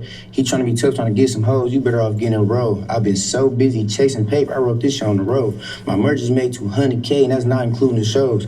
You can get my bed, baby, not including your clothes. I was finna beat that pussy down my nose, telling me no. My kids be overly good. I'm having this shit until I'm old. Like her feet was too damn big, I took out this bitch so. Sometimes I miss the old days, just chilling on the block with the bros. I can't even lie, I had a better memories when I was broke. Shit was 40 seconds? God damn. Imagine if the lights wasn't off and then he started continuing spitting and then the lights came back on. It should be funny as hell. But nah, it was okay. It was okay. Like it wasn't trash. It was okay. I'm not saying it's like, oh shit, god damn. But it was okay. Keep it a big. Even if it's fake, I can make her ass like me for real. Like, she gonna really fall in love with this shit. By the way, I never understood the hype around wearing it doesn't even fucking matter. It's just only like, honestly, you impressing niggas on the internet and then women that ain't about shit to try, and then niggas that don't even really fuck with you for real. You're not really impressing nobody trying to keep up with every fucking great outfit, buy the most expensive ass shit, everything is up to date. You just wasting your fucking money. trying to upkeep some shit. And in the grand scheme of things, as long as I'm able to pay my fucking bills by myself and I don't need nobody's help in doing so, I don't really give a fuck what people. I don't care about wearing fake. I generally don't.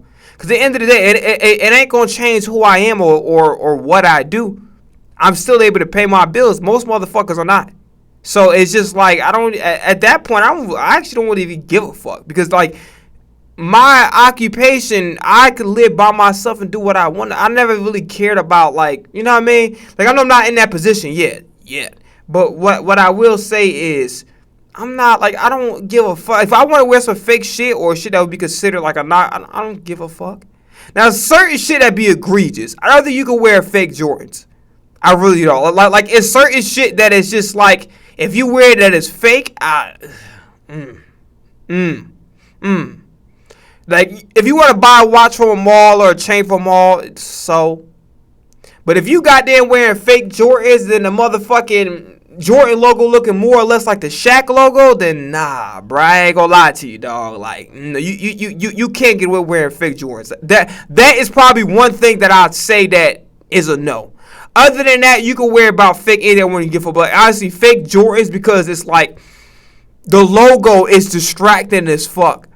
So that's what throw the whole shit off. But honestly, other than that, who gives a fuck about wearing weight shit? Everybody's you wear what the fuck you want to wear. And I'm just being honest with that. It's gonna be fake no more. It's gonna be real.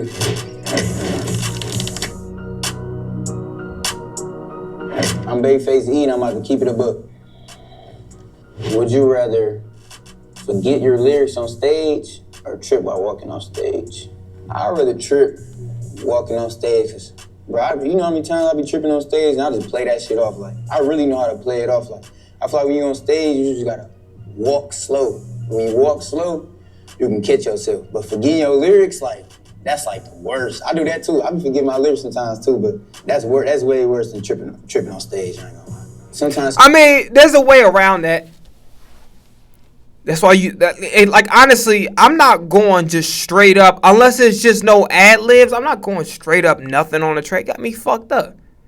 Nigga, if I got some ad-libs, I'm gonna have some background singers or something. You know what I'm saying? Like, you think I'm going just straight off? Nah. So sometimes, if you got some shit in certain spots, it help your brain remember some of your lyrics too. Like, if I know I got this ad-lib here, and I remember where the ad-lib was in the song, it'll trigger that memory. That's why rehearsing is so important. You got to keep rehearsing over and over again.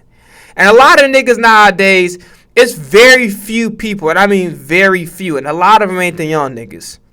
It's very few that actually know their lyrics and don't need a backing track. A lot of these niggas is rapping over their backing track. And a lot of the niggas that's doing, and that's part of the reason why rap is kind of like doing down here, because motherfuckers not, they can't. Like, if you're a dancer or you're a singer and you got ad-libs, you got harmonies and stacks and shit like that, I get why you have some of the track on there. But the rest of you niggas that can't dance, you're kind of stiff, nigga, memorize that whole fucking track and stop bullshitting. You know what I mean? Like, if it's some shit from like 10 years ago, I get it. But honestly, if it's some shit within the last couple years, like your biggest hit, like, nah. It's like fucking Kehlani for getting folded. Like, at this point in time, like, no, that's just not gonna cut it. So that when the song playing in the background, I really just had a mic up to my mouth. You really don't even know if I'm saying something or not. Like, the fans requested a song, and I'm like, okay, I'm gonna play it. I didn't really know the song because it wasn't on my set. And I was just like, listening to it, I'm like, okay, let me see if y'all know this. And I'm just listening, like, hearing them singing the words. They singing it, so I'm like, okay, y'all know something. But the whole time, I don't know shit. Like, they know more than I do. Industry scenario. I ain't gonna lie to you. I would have to be like 30 to 45 fucking years old to reveal some shit like this. I ain't giving up the sauce that early. Hell nah. Especially how niggas like to nitpick at everything and shit. Nah, I would when I'm like 35 years old, I'll tell that story. Not now. You offered a sneaker deal, but the shoes are ugly as hell. You taking the chick? No, the fuck I'm not. Taking the chick. For sure. We ain't missing out on no bag. If the shoes weak or not, I'm still rocking. No, I probably ain't gonna rock them bitches, but I'll rock them bitches for the time being to make that money. We ain't turning the money down though. I'm not, like, if my name, like, it's different from me like doing a commercial for somebody else's brand, but if it's my brand, and you give me some ugly ass shoes and my brand with my name on it, you got me fucked up. Now, if I'm doing like a New Balance commercial and I don't have like my own line yet, I'm just like rocking the shoes. I don't give a fuck. But if it's my own shit, like Big Baller brand, nah, nigga, that bitches better be cold.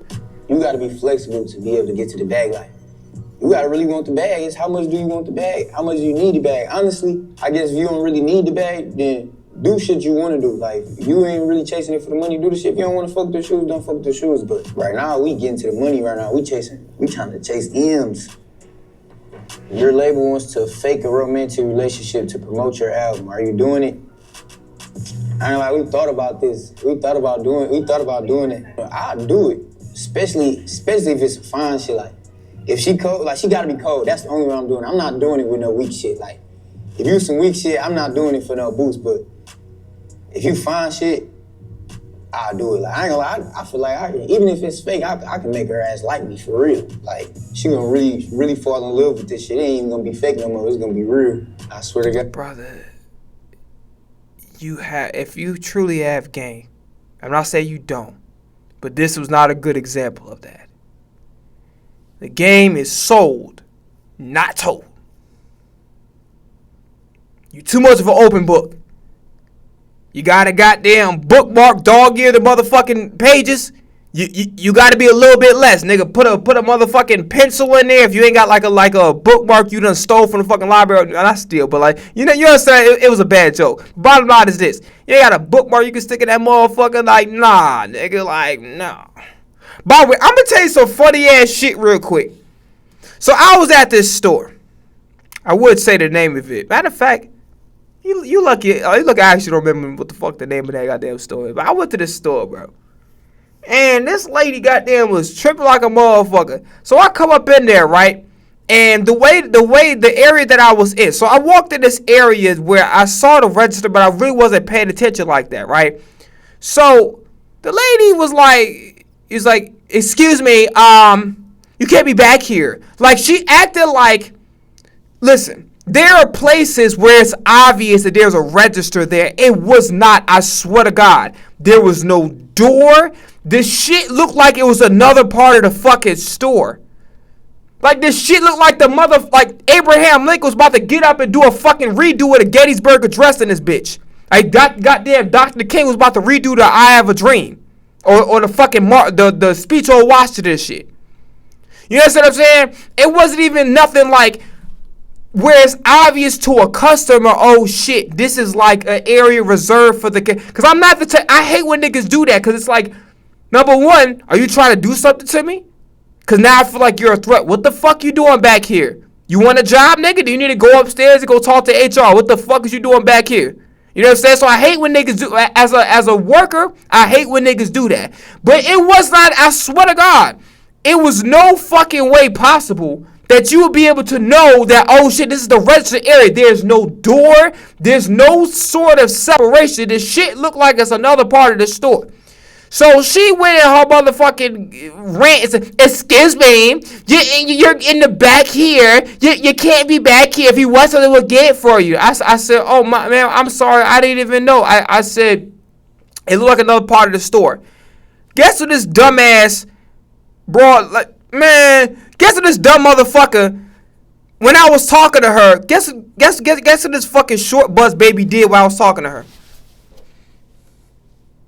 But mind you, when she wanted to fucking be this fake ass enforcer, niggas who take their job way too seriously, and I promise you're not even getting full time, the fuck, and you probably not even getting $16 an hour. You up there mad tripping, like, you can say what you say, like, listen, I ain't gonna lie to you. That's what threw me off, because it's like this. I'm like, oh, sorry, ma'am, I apologize. I thought it was another part of the store. The bitch was like this.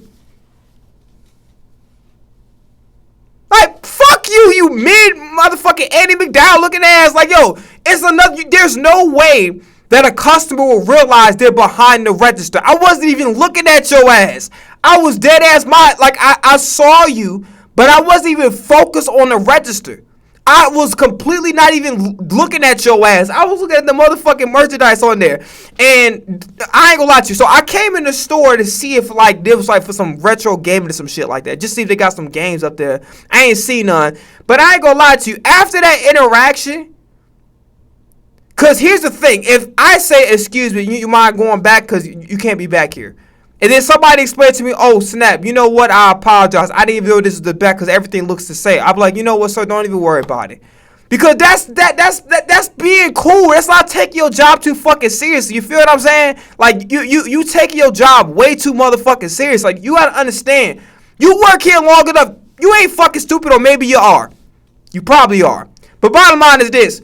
The way this shit is set up, it look like you about to do a motherfucking speech in the middle of this shit like you goddamn fucking John Brown before you about to go lead a goddamn slave revolt in this bitch. Like, everything is like in the like you goddamn about to fucking rebel against the Salem witch trials and shit. Everything is in the middle of everything. There's no different. There's nothing that can separate anything. It's literally, it feels like behind the register is another part of the store. So literally just kind of wrapping my little story up that happened today. I dead ass when she acted like that for no fucking reason. It's like, I'm not mad at the fact that she told me I couldn't be back there. I'm mad at the fact of her response. Like, you gave me all the eye contact in the world when you wanted to be this fake ass fucking Secret Service agent and shit and try to enforce some rule that, yes, in theory that makes sense. But the way the store is set up, it's understandable why a customer will be behind the register because you can't tell that it's the register area. It looks like another part of the fucking store.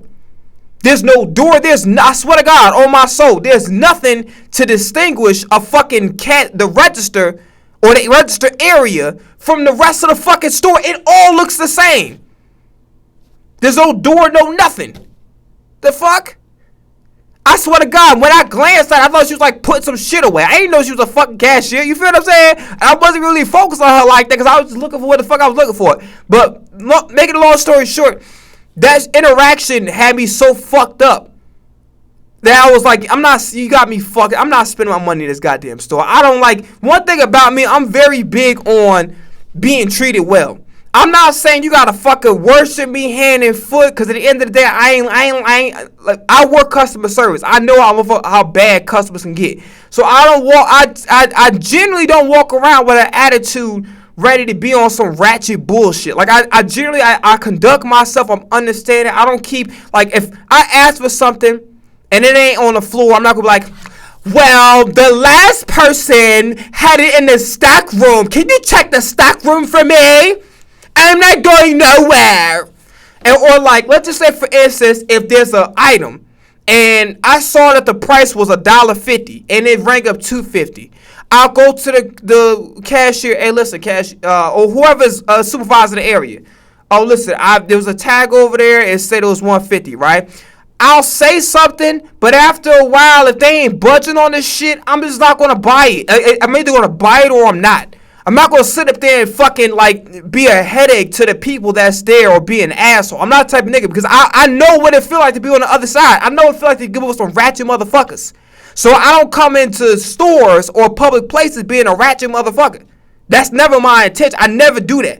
You know what I'm saying? Like, I always go out of my way to be professional, be regular, and say thank you and please and just be a good person. Don't be a fucking headache. You know what I'm saying? So that's what she was acting like. And the crazy thing is her goofy ass worked there for the longest. So she know how to fucking lay out a store work. So when I'm explaining it to her, if she was on some cool time, like, you know what, don't even worry about it, sir. I understand. Like, you know what I'm saying? Just be cool about it. Because it ain't like I was being malicious. When I went back in your motherfucking area, I wasn't even looking at your stupid ass. Yo, goddamn, your ass dressed like motherfucking Andy going to Pizza Planet and shit. Girl, get your goofy ass out of here, bro. You're like one of those fucking Peter Parker fucking side hoes and shit. Like, bro, like, go on somewhere, bro. Like real shit. But, like, yeah. Long story short, the interaction to me was like fucked up. I was like, I'm not spending my money here. They're not getting my fucking money. I'm not getting my money where I'm not treated good. You got me fucked up. And niggas could be like, well, they got the best food, they got the best items. I will walk out that motherfucker. If I'm not treated with respect and I don't feel the love, because I know for a fact when I be cashier or whatever, and I'm not saying you gotta goddamn roll out the fucking red carpet and throw rose petals on my feet like I'm King Joffrey Joe in this bitch. I'm not saying all that. But if I don't feel that I'm welcome in a place and I feel resistance, you're not getting shit from me. You better be lucky you don't get my fucking middle finger. You know what I'm saying? Like, bruh, I don't play that shit. So, like, when she did what she did, I didn't even want to fucking look. I stopped. It discouraged me from continuously whatever my search was to look for some games. I was like, man, fuck it. I'm not spending a fucking dime. I went over to GameStop. They didn't really have what I was looking for anyway, but I was like, nah, I'm not. You got me fucked up. I'm not spending shit here. As a matter of fact, I'll tell you what. I'll spend time looking for the fucking exit, and that shit was about 10 to 15 seconds. The fuck, you know what I'm saying? Yeah. Rap myth. Most rappers are broke behind the scenes. No, there ain't no myth. This shit, I ain't gonna lie, this shit can go up and down. Like, this shit can go up and down, bro. You can't, and you didn't at that time, like, you really can't even tell. You really can't even tell, but that's how it is, though, bro. This rap shit is expensive. So for all the motherfuckers that wanna rap, just know this shit costs, man. You gonna get it back, though. That's the thing, like, especially when you got that name and shit, I feel like you could always get it back. Like, I know rappers that done went down shit. I done went down before, and I came back up. Y'all didn't know, because I ain't gonna show it. When you blow up on rapping, especially when you start taking off, bro, just take everything slow, though. Don't just get to spending your money on. I like this guy, man. I'm not gonna lie to you. If I say anything negative beforehand or anything disrespectful, I apologize. I like this guy, man. I say Slayer be like, if I met Slayer, I know me and him be good friends. Same thing with this guy. He seemed real humble, down to earth, and cool. Like, and if I said anything negative prior to whatever, hey, I take it back. I respect this guy a lot, man. He definitely seemed like he a cool person. Shout out to Babyface E. Clothes and shit. That's what I did. But I ain't never really had shit for real. So when I got the money, I'm like, oh, I gotta go buy this. I gotta go buy that. I'm smart with my money though. I slowed down at the right time. Like when I seen that shit was getting low, I'm like, all right, let me slow down. Let me stop buying so much designer clothes and shit. Industry scenario: a rapper you don't like sends you a potential hit record. Are you hopping on it? If I don't fuck with him, no. I'll literally tell you, like, no, I'm cool on that shit. Like, especially if I don't fuck with you. I'll be like, bro, why did you even send me this shit? Like, we ain't even locked in like that. Like, why did you even send me this song, bro? I don't fuck with you, gang. You know Damn. I ain't really that pressed about no boost or anything like that. It's a respect thing for me. You know what I'm saying? When it come like that, it's like, fuck that bag. I done heard, it been rappers that have said little slick shit to me, and I done like told them, like, all right, well, I ain't fucking with you, like, or I ain't shooting a video with you. You know what I'm saying? Like, and that is what it is, shit. I'ma stand on, you gotta stand on what you said or how you feel. That's how I feel. I respect that. I think it's it's over.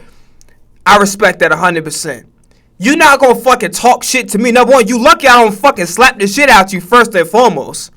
Fuck the feature or whatever the fuck we was planning to do. I slap the shit like, bruh, I'm a nice guy, 100% respectful, and I'll goddamn go out of my way when shit going left. I'll try to make things right, but like, you know what? Hey, cool. But once I feel like you don't have no respect for me as a person, nigga, we gotta go fight. Win, lose, or draw, we gotta fight. You not gonna treat me like no bitch nowhere. I don't give a fuck who you is. Like, you know what I'm saying? But like, yeah, like, I 100% like respect is very important. If you've been doing slick shit or you've been or you trying to treat me like I'm a bitch, I'm not doing no fucking song with you. Matter of fact, we could dance, but it ain't gonna be no fuck on no Diddy shit. You know what I'm saying? It ain't gonna be that type of dance. It ain't gonna be no fucking ballroom. You know what I'm saying? It's gonna be like, yo, we can, whatever, fisticuffs. You know what I'm saying? Turn my shits up. You know what I'm saying? So like, that's how it's gonna be with me. I don't give a fuck about nothing. Yeah, so I 100% agree with him for sure.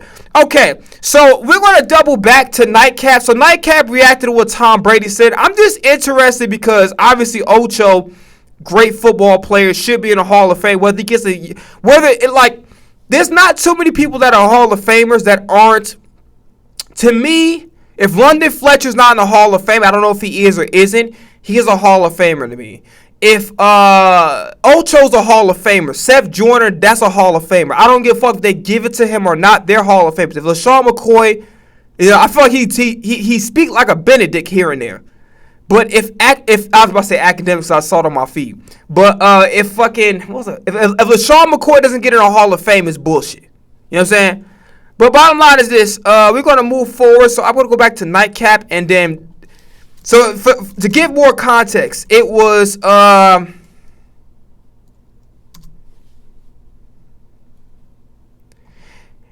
Brady's comments that people said that he was aiming at AJ Brown, which I completely disagree with.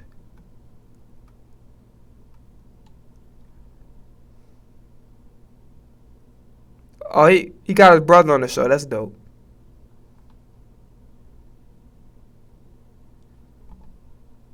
The place you call home is important to you, so it's important to Allstate. Home is where you make all your best memories. Nice work, you two. If it's important to you, it's important to us. You're in good hands with Allstate. Lost the file for this thing? Click this thing. Now your image is an editable design. So you can make a whole new thing. Canva Magic Layers, the thing that unflats your thing. AJ Brown got called out by his own childhood hero. Let's take a listen to what Tom Brady had to say on New Heights. That position, it's like I almost want to, like, the psychology of receiver, I almost want to say, like, you're going to catch 110 balls this year, okay? You're 17 games. You're a great receiver. You're going to catch 110 balls.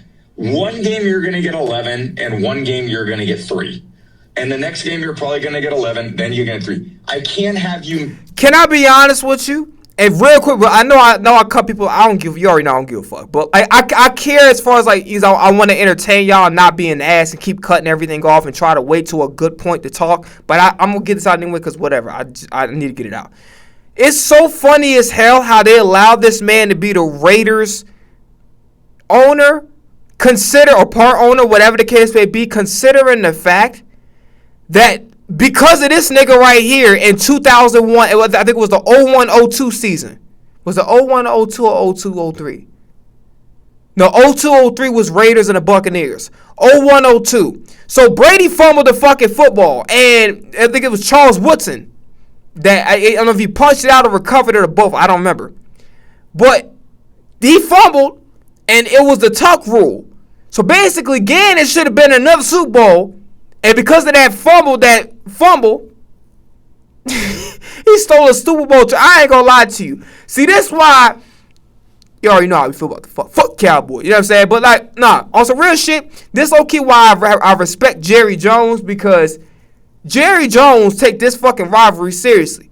That nigga put in the fucking clause that if the Packers trade Micah Parsons to the Eagles, they gotta give him a first-round pick. See, I like that level of fucking petty. I like that. I fuck with it.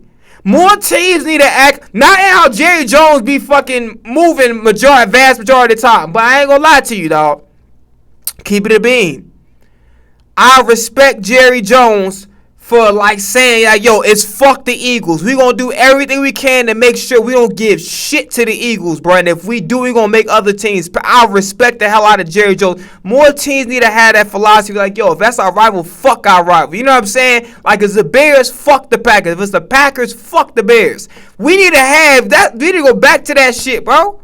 We need to go back to that shit. I ain't gonna lie to you. I respect Jerry. As an Eagles fan, I respect Jerry from that perspective, 100%.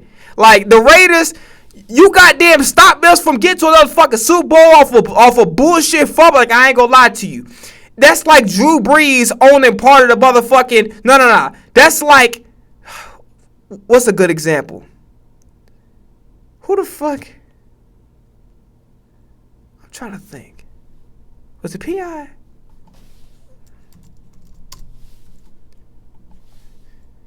That's like...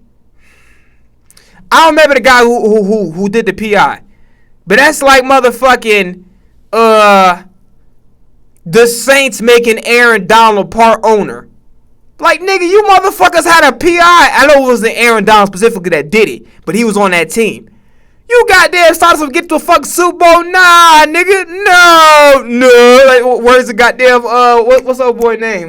Finesse 2 times. No. I'm doing it wrong. I sound like fucking Tony the Tiger and shit. But bottom line is, like, this certain shit, you gotta stay from a rivalry perspective. You gotta hold grudges, man. I truly believe in my heart that to an extent, grudges are good. Like the happiest guy in the world when you catch 11, or the most miserable guy on the team when you catch 3. We got to look at it over the course of the year. You got to sustain, because it is a lot of emotional energy that you put out to that position to go, come on, we got it, come on, stay locked in, let's go, because I need you, come on. And it's like that position takes away, if you have that volatile emotional output, it takes a lot of energy from a lot of people to keep that player really stable. So you gotta like try to reframe it for them and just say, listen, like you may get 3, but you're gonna get 11, or you might get 11, and then 3. It's just the way it goes. Yeah. If they're doubling Travis, you ain't touching the ball. That's the reality. If they're butching you at the line of scrimmage with the defensive end, and they've got some ridiculous athlete over the top of you, you ain't. But it frees it up for other people, and you got to be cool with that. So I mean, we're going to see it again this year. Who's the next unhappy receiver? And I understand it. I mean, that's why they want to be involved in the game, and AJ wanted to be involved in the game. I covered a lot of those Eagles games, and that passing offense that's not what that team's known for.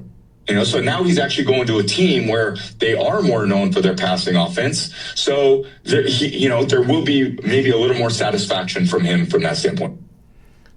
My apologies. We was talking about AJ. But Brady kept it real. That's why I love Brady. Like, Brady, in my opinion, is a good guy. And that's why I respect this guy so much. Because, number one, he's humble. He's a bad motherfucker. This come from Mahomes stand. He's a bad motherfucker.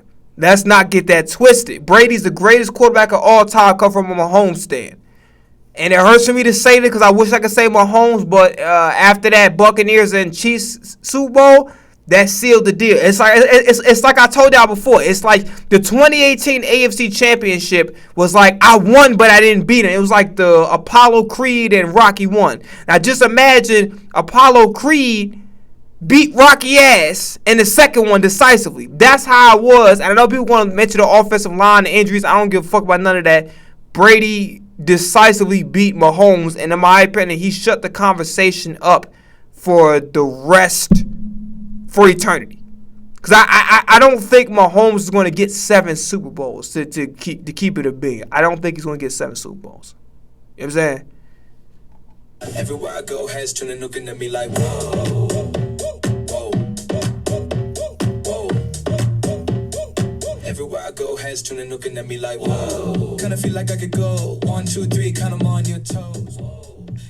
Want to lose weight without losing muscle? Factor got me there.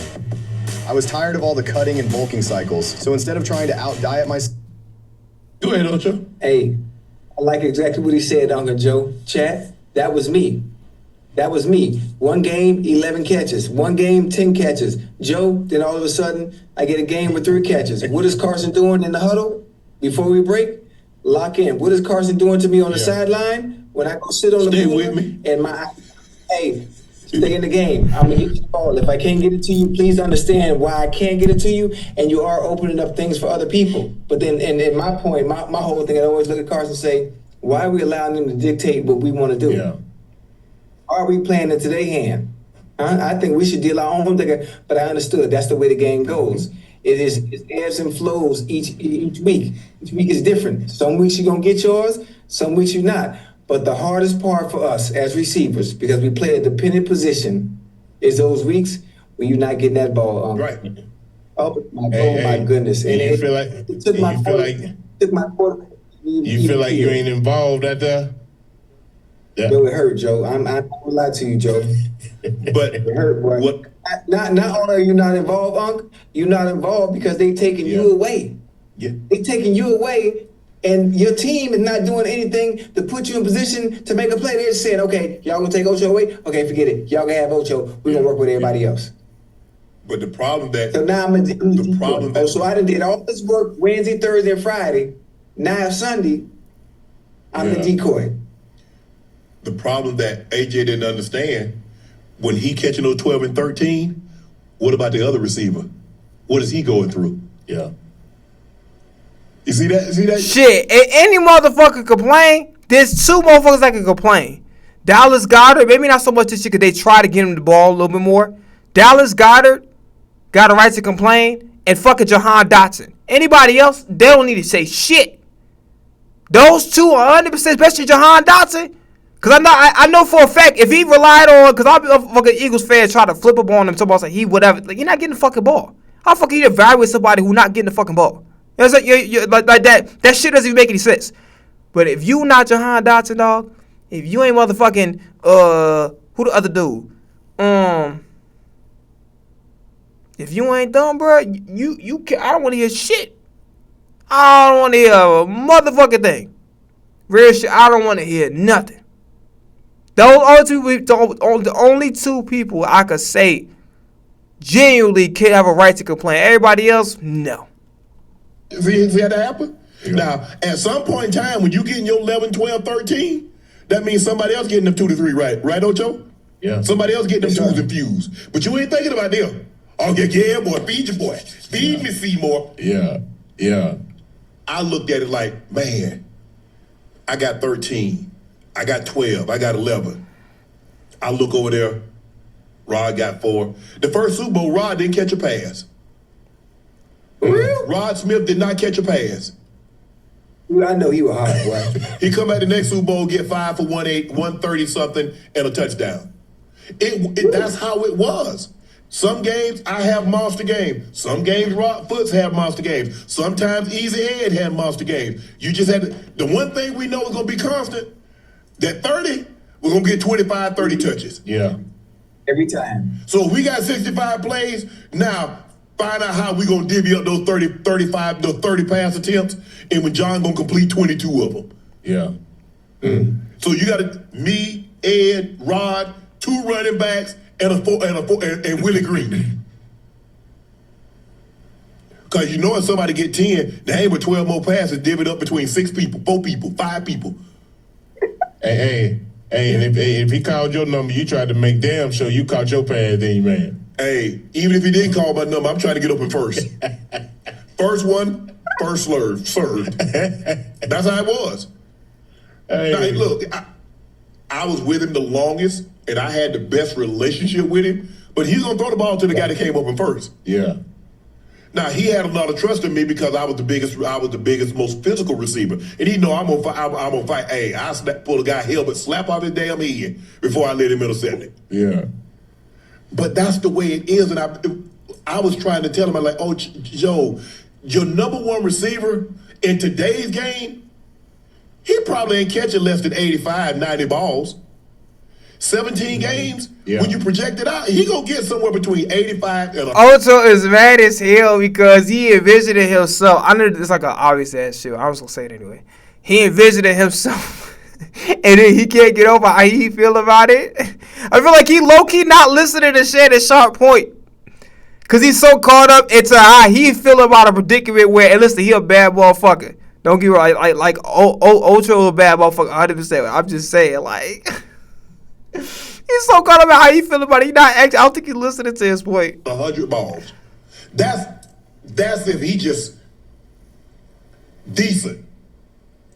Yeah. You done top, you Puka, you Chase, you JSN.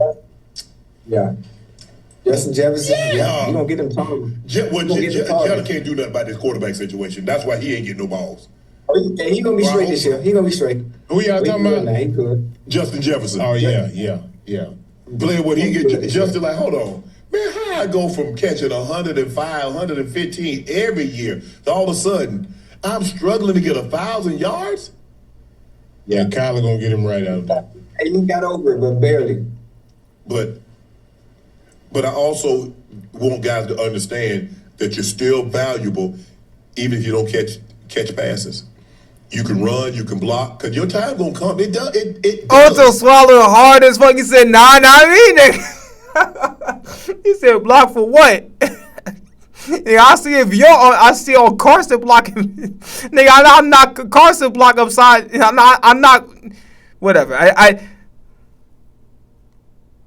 Whatever. I had a joke and it just I couldn't even fucking get it out. What a move forward. I mean, there have been very few people that every once in a while you get a JSN and you get a Cooper Cup, Ocho. That them jokers seem to catch 100. They catch 8-9 balls every game. Puka catches like damn. But you go back and look, Joe. Ocho, them jokers have got 180. They done got 190 targets. They getting 12 targets a game. You give me 12 targets a game, I will come down with 7 to 8 of them. 7 to 8 of them over 15 games. That's 126, 130 catches. But you also have to think about, too, how different the offenses are, too. The offense that they play in. Look at Sean McVay's system. Yeah. McDonald over there in Seattle. Who else is like that? Kyle Shanahan, they threw the ball. Have another bounce back season? Mark my words, Mike Evans. Oh, yeah. Think so in San Fran? As long as he stay healthy, them hamstrings can hold up, yeah. In Shanahan's system? Man, stop playing. Absolutely, Ocho, you're absolutely right. If he can stay healthy in that system, he gonna catch an ass load of balls. Listen up, Nightcap. Pause. Oh, pause. The pauses of all pause. Hell no. Where Dave Dash when you need him? God damn, that's a pause. Damn, that's a pause. He said he gonna get an ass full of. Yo, that is crazy. Alright, bro, I gotta walk that shit off. That is crazy. I gotta walk that shit off, bro. I gotta take a walk after that. God damn, that was the pause. And mind you, I'm the type of nigga where it's like I'm not really big on the pause shit. That's like annoying, but that's a pause. If I ever heard a pause in my life, bro, that shit, nigga, they need a moment of silence, nigga. You need a you need a thunderstorm break. Like, you know how when you play a football game and it's a thunderstorm and everybody gotta like take that long ass hiatus and it be like, you don't know if it's gonna be 45 minutes, 30 minutes, an hour, 2 hours, whatever the case may be, bro. Like it's kind of how it was with the Eagles and Dallas season opener. Dog, that is a pause of all pause, bro. God damn, nigga, that's fuck a pause. That's like I'm unplugging everything out this fucking what's the name, and if the bitch work the next time I plug it back in, it is what it is. But god damn, that's a pause of all pause. He's an ass load of balls. It's crazy. That is crazy. Anyway, I don't even feel right even saying that shit, bro. I ain't gonna lie to you. That is a pause of all pause, dog.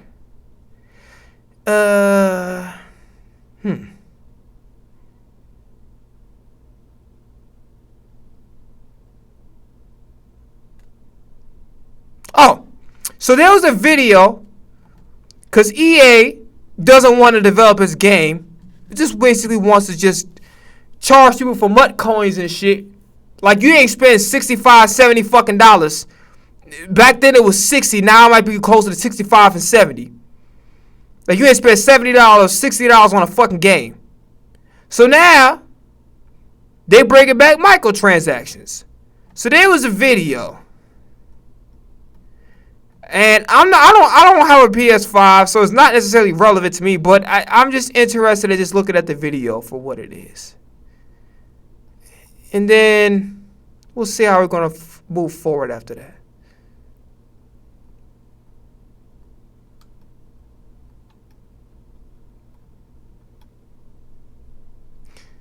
EA, we need to talk. So it's by Bordeaux.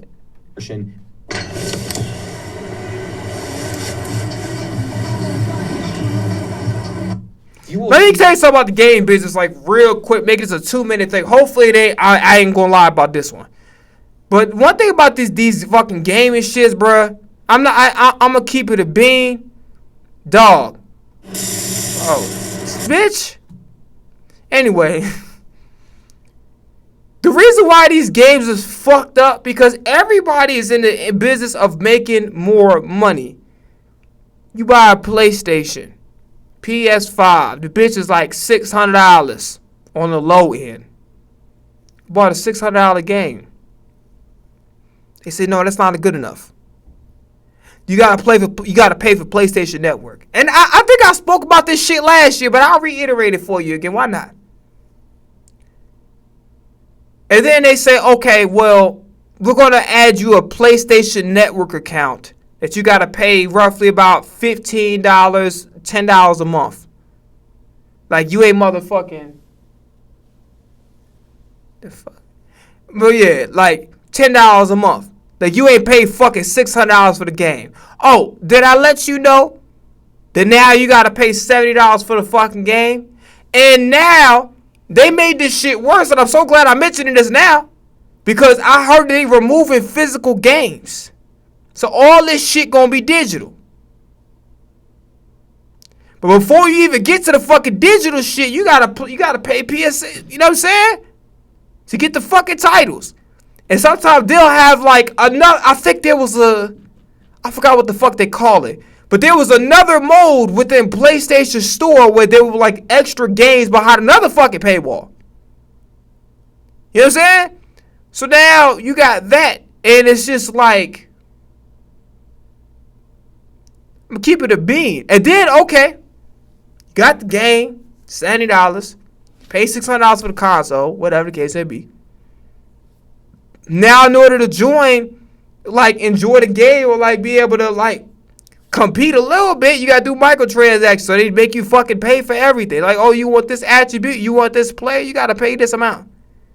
And then it was to the point where niggas was abusing that. Niggas didn't have to really wait until they didn't have to really play through the what's the name. They just goddamn buy the shit. I already see. That's, I ain't gonna lie, that's what Matt Mobile and shit was. That's what Matt was fun. Then they goddamn locked shit down. It was annoying. The bottom line is this, bro. Like,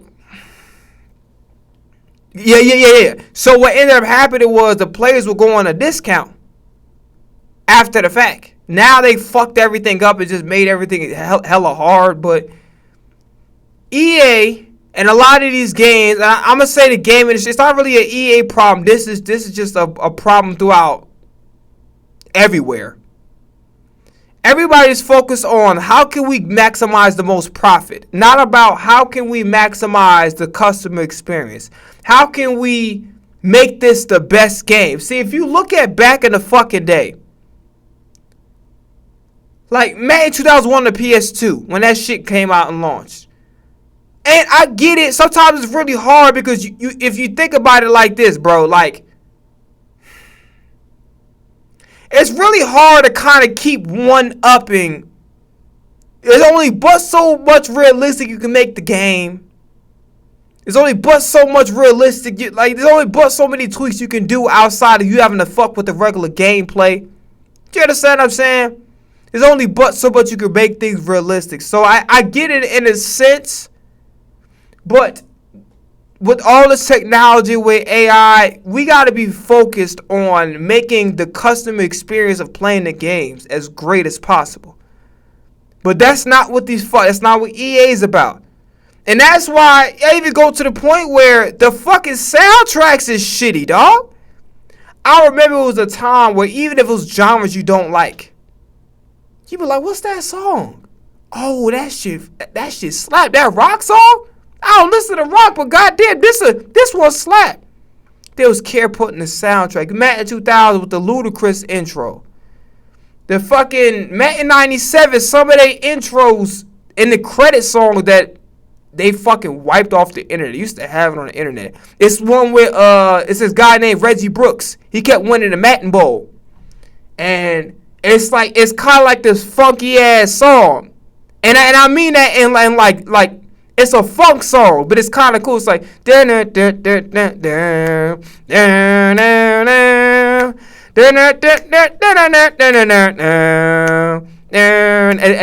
it'll have it. They be like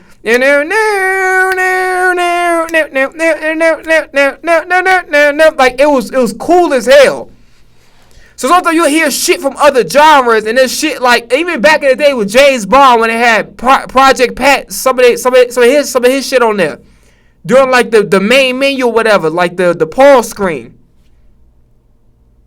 Like it was so much effort being put into making a game the best experience possible. Niggas don't care about that number. Niggas care about how can we get the most profit out of these stupid motherfuckers that keep buying our game. that really nothing changes outside of roster updates. You feel what I'm saying?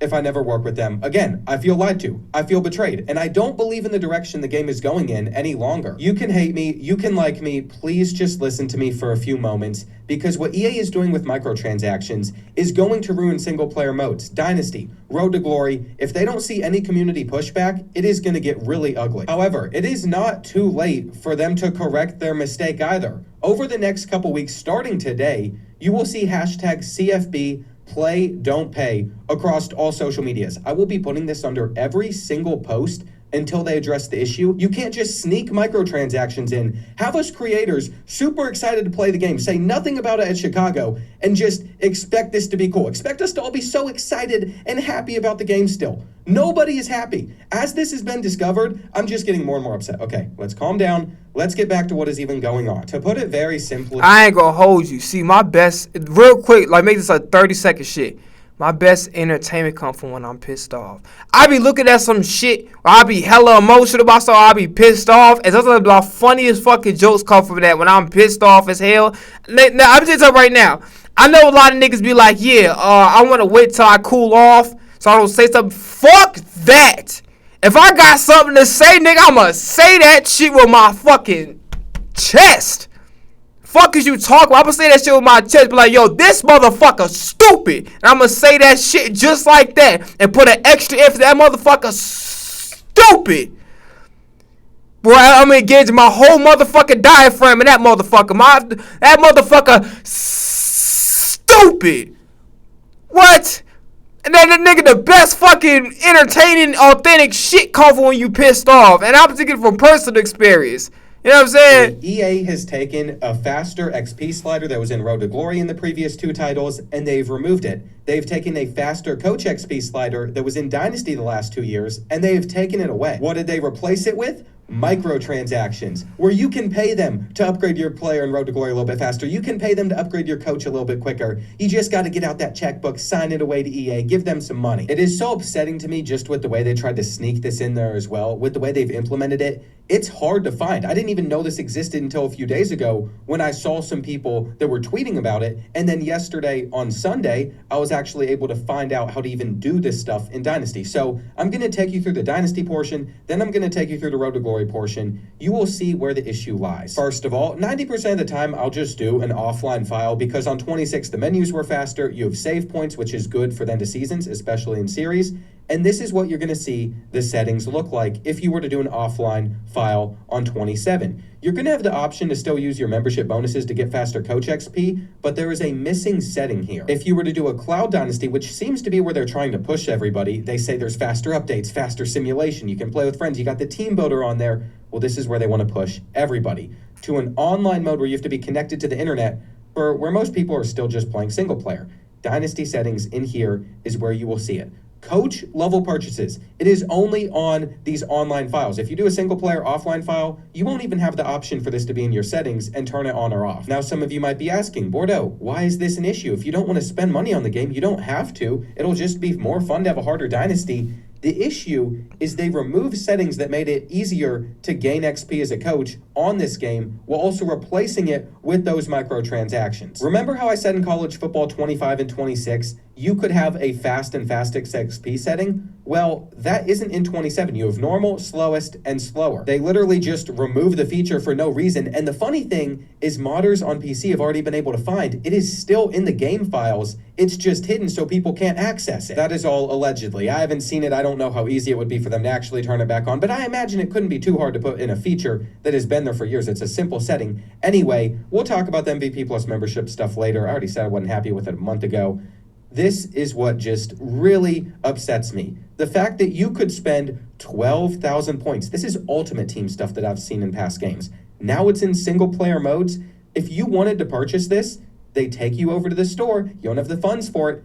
$100. $100 if you want to just max out your coach. It's actually even more predatory in Road to Glory, especially since there's no online part of Road to Glory. It's just a single player experience for like 50 games. We will get there, but basically, if you do an offline file, you won't even have this option. If you do a cloud one though, that is when you'll see this and it's actually in the game. It's just been very quiet. They didn't say anything about this. They just casually removed. Imagine being able to build anything just by thinking about it. Meet Base 44. The faster Coach XP sliders and replace the ability to upgrade your coach with microtransactions. It's ridiculous. In fact, C4 did a test where he won every game and every natty for 10 years and only got to a level 48 on the normal coach speed. It's just way too slow. Normal coach speed has always been a little bit too slow for my taste. So what I discovered was what was more fun for rebuilds was to turn it to fastest on College Football 26. And I enjoyed it, but then they just removed that feature and said, if you want to upgrade a little bit faster, it's going to cost you some money. I didn't want to rush to conclusions on Thursday when I found this out though. So I shot a text over to one of the devs that always is very responsive. And sure enough, there was no reply back. It would have been nice to just say, yeah, we took it out, but I also understand there's really nothing he could say here that was going to come off well if they took it out because there are microtransactions coming. I also want to use this portion of the video before I continue to rip into EA. I'm ripping into the higher ups here. I'm not ripping into the devs. It is not the devs' fault. It's not their decisions that are leading to these microtransactions. It's someone higher up that is saying, we need to make more money. Let's get more revenue out of this. Maybe Ultimate Team and Cut isn't cutting it because no one cares about College Ultimate Team. But I'm not blaming the devs. The devs did an amazing job, and that is the part that sucks to me the most. This is the best game they have put out.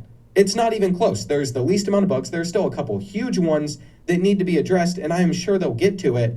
But the devs cooked. The devs did a good job, and it is all going to be overshadowed because of this microtransaction slop that they've put in. At the moment, all I want to do is just film Hawaii Episode 2 because I'm having so much fun with that Dynasty series, but I can't because we have to get this hashtag trending, we have to get it going, and we have to make sure the EA actually addresses this. I believe a very good starting point is looking at College Football 26. Bring back two simple features on the Dynasty side. Simply the ability to have a faster and fastest coach XP speed setting. Then on the Road to Glory side, the ability to edit the XP sliders so you can control how fast your player gets XP. See, even for this Dynasty save I had it set to 170 because I didn't think it was fast enough. Most people, if they really want to have fun, could put it at 300. If we go back over to College Football 27, you will see that none of that is there. And it takes all of this awesome effort that they put in to try and really recapture the best of college football games, and it throws it out the window if you are just going to focus on microtransactions. It makes me sick that you spent years building up community trust, saying that this was our game. This is all for us. Nobody, not a single person out there was like, what would make our game better? What would make me want to play college football more? Oh, I know. Being able to buy coach levels, being able to buy upgrades for my player that is now way too slow to upgrade. I mean, look at this. There is no setting to control your XP sliders in Road to Glory anymore. And let's just see how expensive it could be to upgrade your player. I started as a 2-star. I was curious what would happen. Our max overall is only 80 for the time being, but we could potentially Russell Wilson looking ass character, dog. 500 points. Just getting our player from a 55 to an 80 overall in a single player mode, that is like $50. Oh no, I accidentally clicked it. I hate myself. At least those points were not bought by me. They just came with the pre-order. Actually though, that raises a great point. If you wanted to give EA the benefit of the doubt, if you wanted to say, if someone's not going to play Ultimate Team, how are they going to spend this cash that they get from the pre-order? They just want to give them an ability to upgrade their coach or pay to upgrade their player. You could say that, but at the same time, they removed the settings that made it possible for us to get that sandbox experience, for it to feel like our game. If you're removing those settings so we can't faster progress unless we pay, then I don't think it was with that nice intent of let's give people another incentive if they did pay for the pre-order. We are keeping a very close eye on what those sliders do in College Football 26 and 25. If you try to bring them back, but tweak it to where fastest isn't that fast anymore, to where fastest is more like normal, we will catch on very fast because there's amazing people in this community, like Max Plays College Football, that is very good at data. I don't think you understand. There is nobody that is on board with this. all of us creators all think the same thing. We were all sitting there going through early access filming, like, what is going on? The past 2 years, it felt so much more open during some of that early access capture, and Not the Expert put out a good tweet about that too. Let's just say I allegedly didn't feel as free this year. I didn't feel like I could have any constructive criticism in the same way. I really don't know where I feel like the direction of the college football series is going to go. I think the dev team and the people that work on the game are incredible, and they're really doing good things.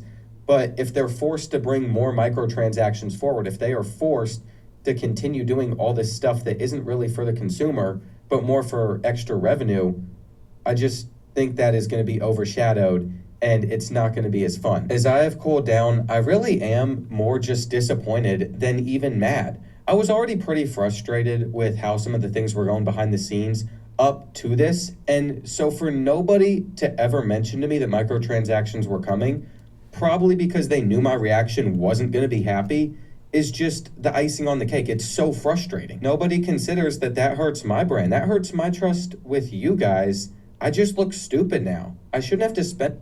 Nigga, you trust EA? I know they paying you a bag, but god damn, bruh. Like, for instance, I want to be in the music industry. I know there's some niggas that try to get over. I ain't stupid. Now, you got to work with these people. You can't say, man, fuck you and fuck up and all that. You can't do all that. But in the same breath, it's like you got to know where you at. These niggas ain't like these niggas. Every motherfucking Fortune 500 companies about their bottom line. They ain't don't give a fuck about the people, and even more so now than ever. Even more so now than ever. Cause they feel like, nigga, you gonna buy from us regardless. So come on, man, stop the disappointment, nigga. Like, I know they paying you, they gave you the early access, you know, they hooked you up because you got a nice platform. Come on, man, let's not be dense here. In my early access time, looking for hidden things that aren't mentioned, instead of just filming, having fun with the game, and recording videos. I do this because I have a lot of fun playing these games, and I've tried to do my part behind the scenes the last few years to try and make this game better with what is feasible. But ultimately, it's probably led to a few bug patches that might not have been caught otherwise. It just feels like everything took a complete 180 from what I'd been hearing behind the scenes and what was coming in the future. I mean, I've voiced my issues in Chicago about the MVP membership, but what I've learned is I really can't do all that much. Even with a partnership with them, it is trending in a direction that is more restricted. It's not what I signed up for. And I don't care about whatever money they throw my way. They have lost all of my trust with this. Maybe I was too passive. Maybe I was too immature. I know I've made mistakes over these years, but I'm just not going to continue to work with something I don't believe in. When I liked the direction the game was going in, it made sense. No disrespect, my nigga. If we talking about video games, this nigga acting like he goddamn about to get canceled off an essay allegation. Nigga, it's not that serious. Don't get me wrong, it's frustrating a motherfucker, but you ain't got a guy that's good as goddamn. I will learn a lot. I will experience. I will go to all the AA meetings and the anger. Like, nigga, you didn't get canceled for fucking having a fight with a 14-year-old kid, nigga. This is video games. It's not that serious. It's fun and it's frustrating. I get it, but it ain't that serious, my nigga. But I don't believe in that anymore. Nigga, acting like that. Everything I can moving forward. Like EA is this goddamn girl that done fuck around and got donkey fucked and me open the door and shit. Like, no, bitch, you cheated on me. Transaction push, because I've always wanted to do the best by the community, and it is obvious that and what EA is thinking about are no longer on the same path. My final thoughts are, I really hope that they just listen to everybody that is voicing their frustration. I really hope that we see in that first title update the opportunity to use those fast XP sliders again, because it is something that I believe should be able to come back really quick. I also want to reiterate, do not go attacking any of these devs. I don't believe most of the people I interact with or the devs are in charge of making decisions like this. They did a very good job with this game. I love College Football 27, so please don't go after them. But with that being said, I will be on social media. You know the hashtag CFB, play, don't pay. I'm going to be there because I'm not going to shut up about this. All right, real quick. The only way to goddamn hit them where they hurt, don't buy the fucking game. It's simple as that. Niggas don't give up about your microtrades. You still paying them niggas $70. You know what I'm saying? So, but it is what it is, nigga.